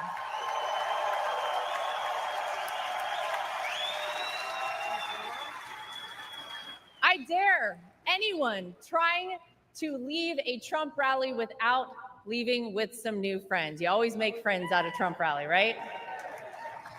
Veterans, teachers, blue-collar workers, white-collar workers, active duty military, police officers, firefighters, small business owners, Latino supporters, Christian supporters, Jewish supporters, Black supporters, white supporters, Asian supporters, gay supporters, Republicans, independents, and yes, even Democrats.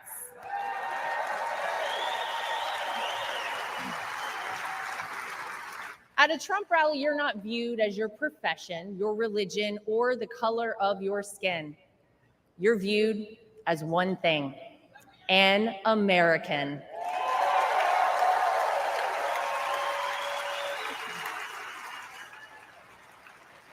Last Saturday was a jarring reminder that we as Americans must always remember there is more that unites us than divides us. We all want this country to be great, even if we don't always agree on the best way of doing that. And with every bone in my body, I can tell you that all Donald Trump wants to do and has ever wanted to do is make this country great again for all of us.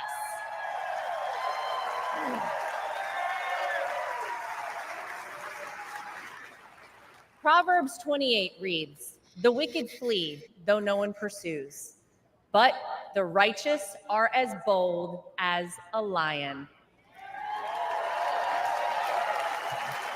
And that truly epitomizes Donald Trump. He is a lion.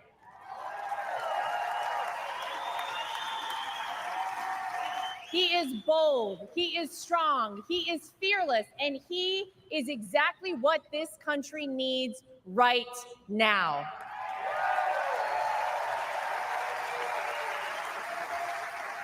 Let's not forget what life actually looked like under President Donald Trump. Trade deals across the world that benefited our economy, allied countries paying their fair share, a safe and secure southern border, record low unemployment rates for African Americans, Hispanic Americans, Asian Americans, and women, record investment in historically Black colleges and universities, the creation of the United States Space Force, the most comprehensive prison reform in decades. How about the peace agreements in the Middle East that they said would never happen?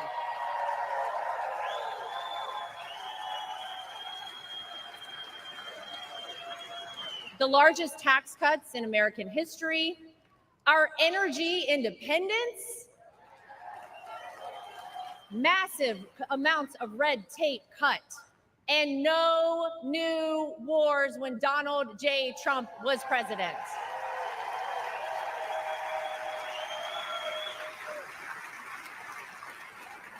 Maybe, most importantly though, you could actually feel it in your everyday life.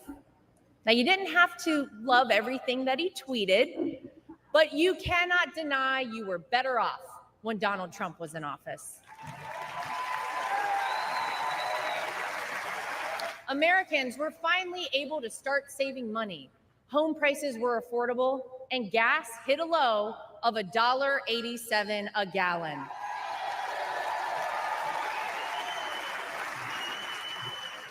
As I speak here tonight, many of our fellow Americans don't know how they'll pay for their next trip to the grocery store, new clothes for their children, or this month's rent.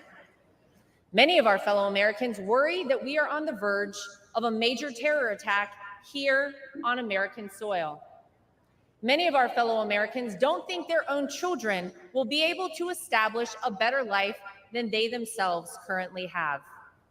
Many of our fellow Americans are right now sitting and wondering how on earth this country could have moved in the wrong direction and so quickly. The Democrats and the media know that they cannot convince you, the American people, that your life is better off now, because it's not. So what will they do? They'll try to sell you on some outrageous narrative about the terrible things that Donald Trump will do if he becomes president. But you don't have to imagine what it would be like. All you have to do is remember what it was like.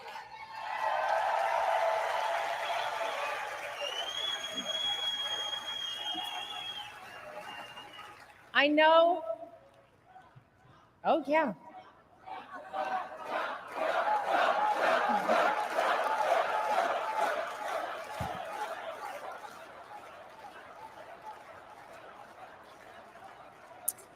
I know what you hear out there about Donald Trump. I know what you read, what the media tells you, and what out-of-touch celebrities on the left say about this man. But when I look at Donald Trump, I see a wonderful father, father-in-law, and of course, grandfather to my two young children, Luke and Carolina.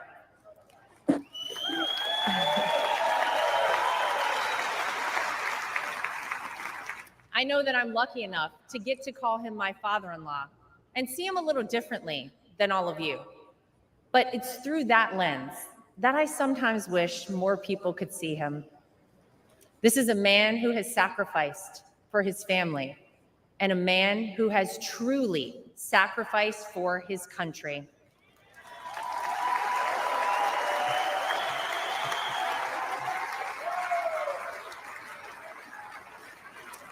Donald Trump didn't need to run for president for fame or money. Trust me, we all know he already had plenty of that. I'll tell you why he did it and why he continues on, even in the face of the unthinkable. Because he loves this country.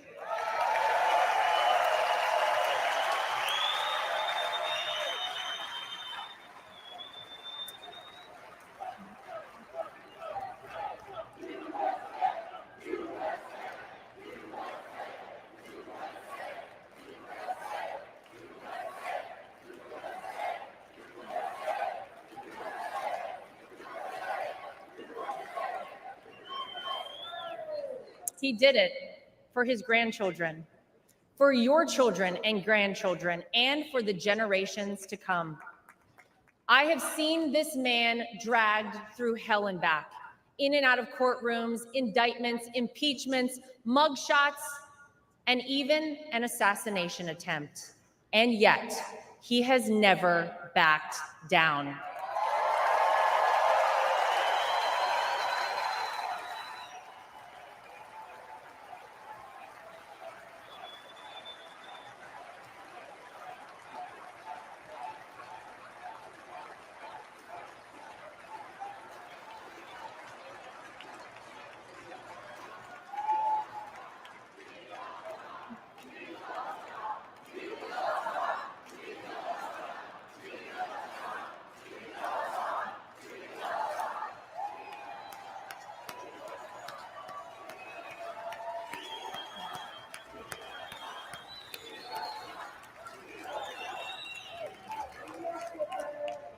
I'll never forget watching my two children run up to him with their drawings and hugs for Grandpa, just moments before he took the elevator down in Trump Tower to address the media the day after his wrongful conviction.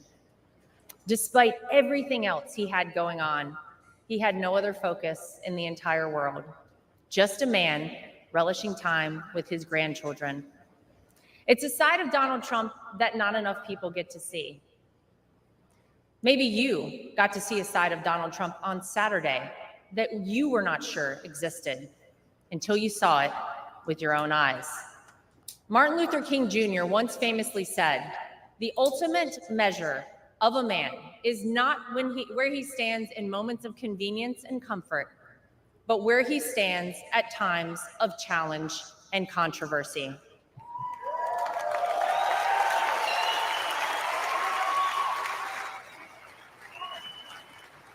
There's no doubt that Saturday was one of the most frightening moments of my father-in-law's life.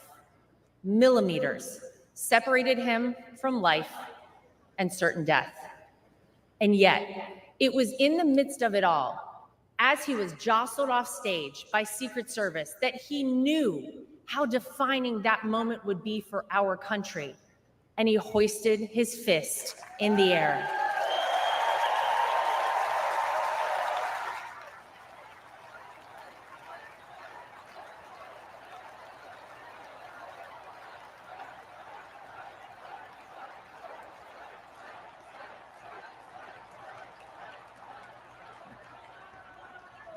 It was not just for the audience at the rally, not just for his supporters tuning in, but for all of America. And as a signal to the world that no matter what, America will always prevail.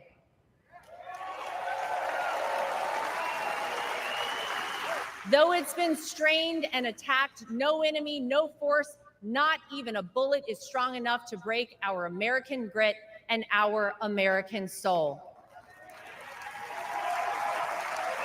We are the country whose founders gave their fortunes, freedom, and lives to pursue the dream of a free society.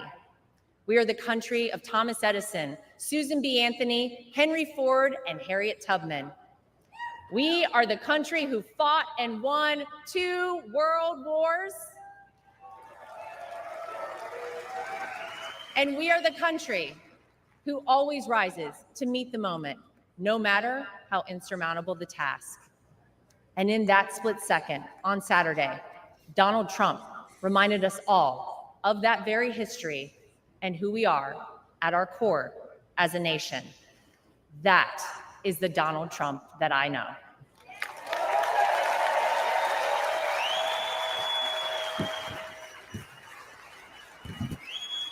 He is an American who conquered the business world, an American who made himself a household name, an American who was beloved by politicians and fellow celebrities for decades until he ran for office with an R next to his name. An American whom even Barack Obama admits people consider the American dream. And instead of sailing off into the sunset after an illustrious real estate and television career, he decided to give back. He decided to bring some of the things that had made him so successful in life to all of you in order to improve the lives of all Americans. Black, white, brown, gay, straight, all Americans, because that's the man that Donald Trump is.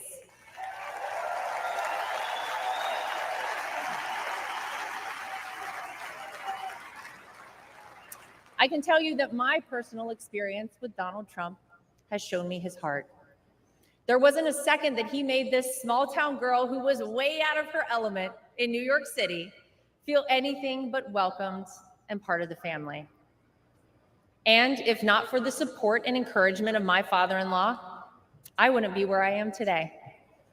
It's been said by many that Donald Trump sees things in people that they don't even recognize in themselves. In 2016, when he asked me to help him win my home state of North Carolina,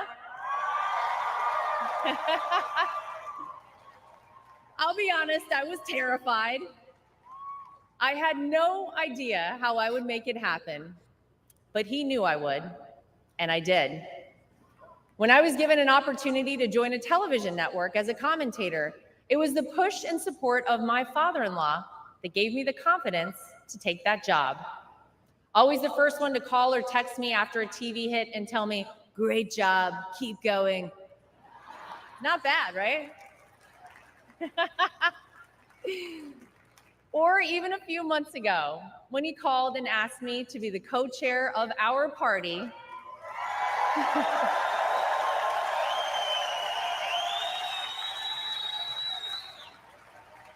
He showed me potential in myself that I couldn't yet see. So tonight, to my father-in-law, I want to say thank you.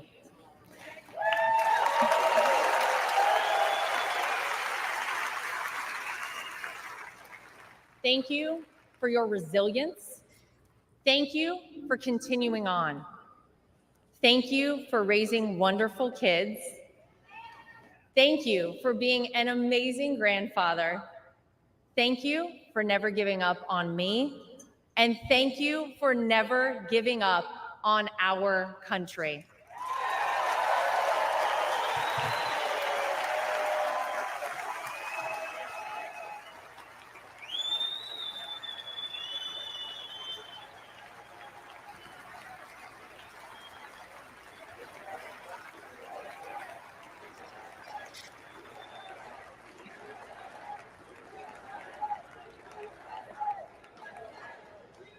Tonight, I come to you, not as the co-chair of the RNC, not as the daughter-in-law of the candidate. Tonight, I come to you as a mom and as a citizen of this country. For those of you watching who have never voted for Donald Trump, I know what the media and his political opponents have tried to tell you about this man. Believe me, I have seen and heard it all, but I have also seen the truth. I am proud to know Donald Trump, to campaign for him, to vote for him, and to raise his grandchildren.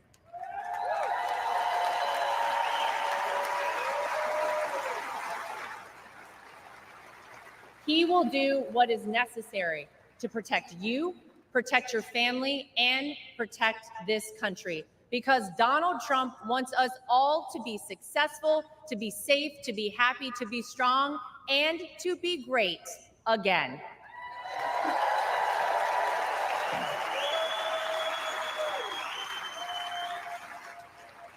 Tonight, I'm asking you to vote, not for the Donald Trump you see flashed on your TV every day, splashed across the headlines.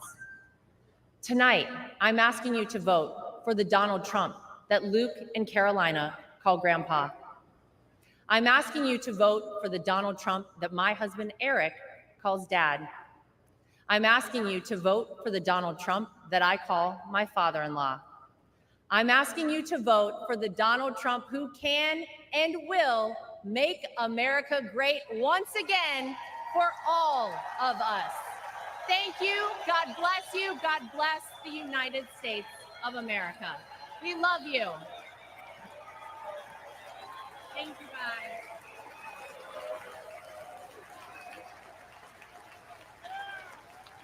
Ladies and gentlemen, please welcome back the chairman of the Republican National Committee, Michael Whatley of North Carolina.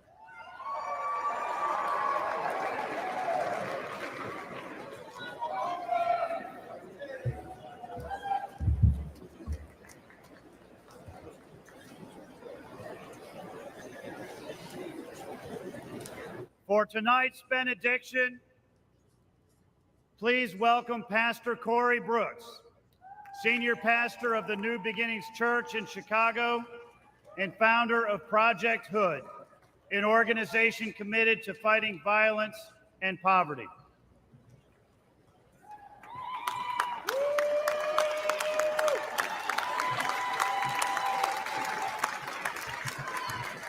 All right. If you wanted to end on a boring note tonight, with no emotion on a benediction or a powerless benediction, then you probably shouldn't have invited a black pastor from the south side of Chicago. Before I pray, let me say three things real quick. Number one, let me thank President Trump and the Republican National Convention for giving me a platform to lift up the name of Jesus and to pray for our great nation. Number two, I'd be remiss if I did not give the great state of Illinois and Chicago and the South Side a shout out. O Block, Opportunity Block. And number three, I want you to make the biggest noise in just a second. I want you to raise your signs, blow your whistles, and give God the loudest shout of praise on the count of three. And somebody may say, why? Because this week we could be having a week of mourning. But because God did not let any of those things be, this is a week of celebration and a week of life, a week of democracy and liberty. So I want to ask you on the count of three to make the loudest noise you can and let the world know that we serve an awesome God. Are you ready? Come on, are you really ready tonight? 1, 2, 3. Yes, yes, yes.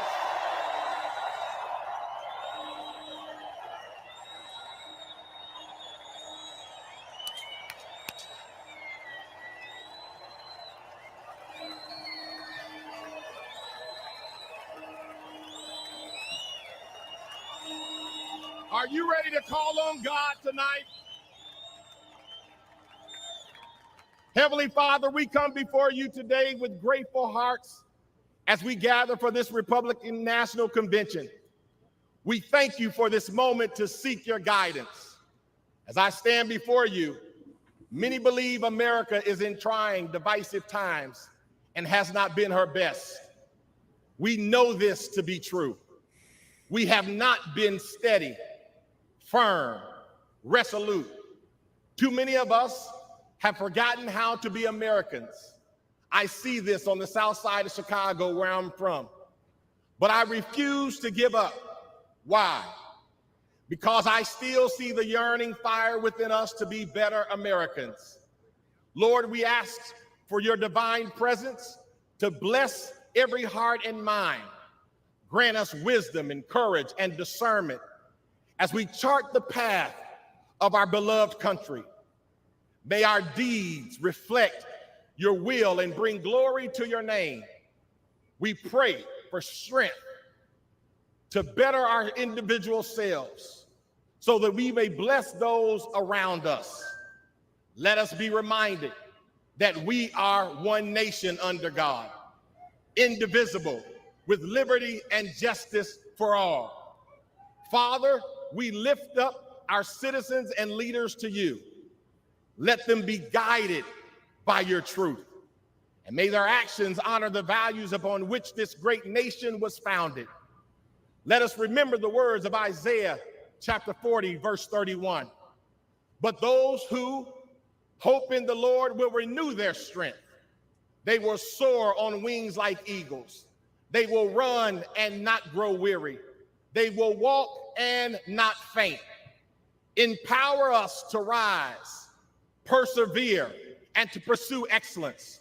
Lord, bless our great nation, from Project Hood on the south side of Chicago to all four corners of the great nation, from the hills of West Virginia and Tennessee to Beverly Hills in California, all the way to the homies in Los Angeles and the homies on the west side of Chicago. May we renew our Americanness and strive to uphold your word. With you, Lord, all things are possible. I said all things are possible. All things are possible. In your mighty and matchless name, Jesus, we pray. Let everybody say amen. God bless you and God bless America.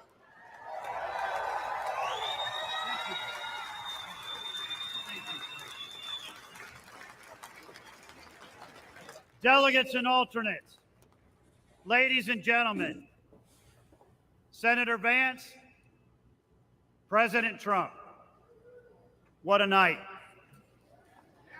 We have heard from the best of the Republican Party, members of the House, members of the Senate, governors, and candidates.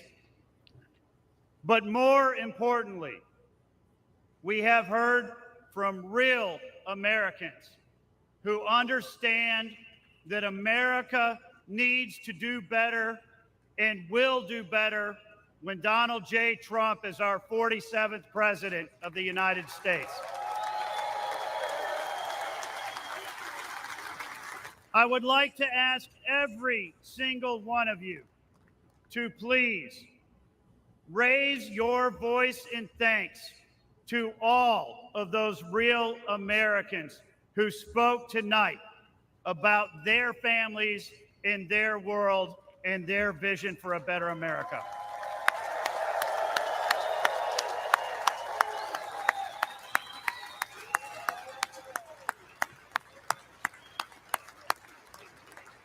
At this time, the chair recognizes the delegate from the state of Indiana for the purpose of offering a motion.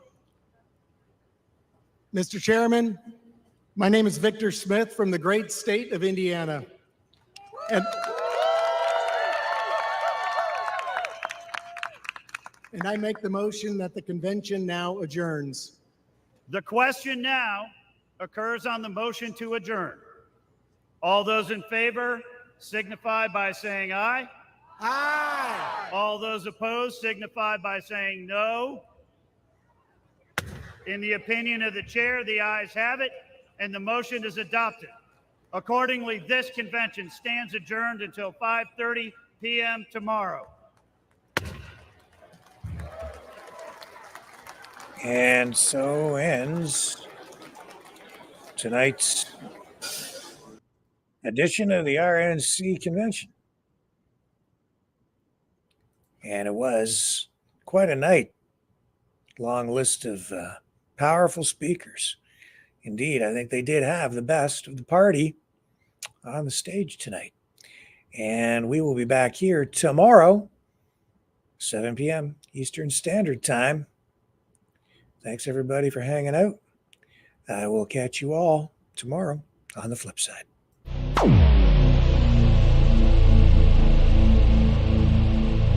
This has been a Maverick Multimedia production.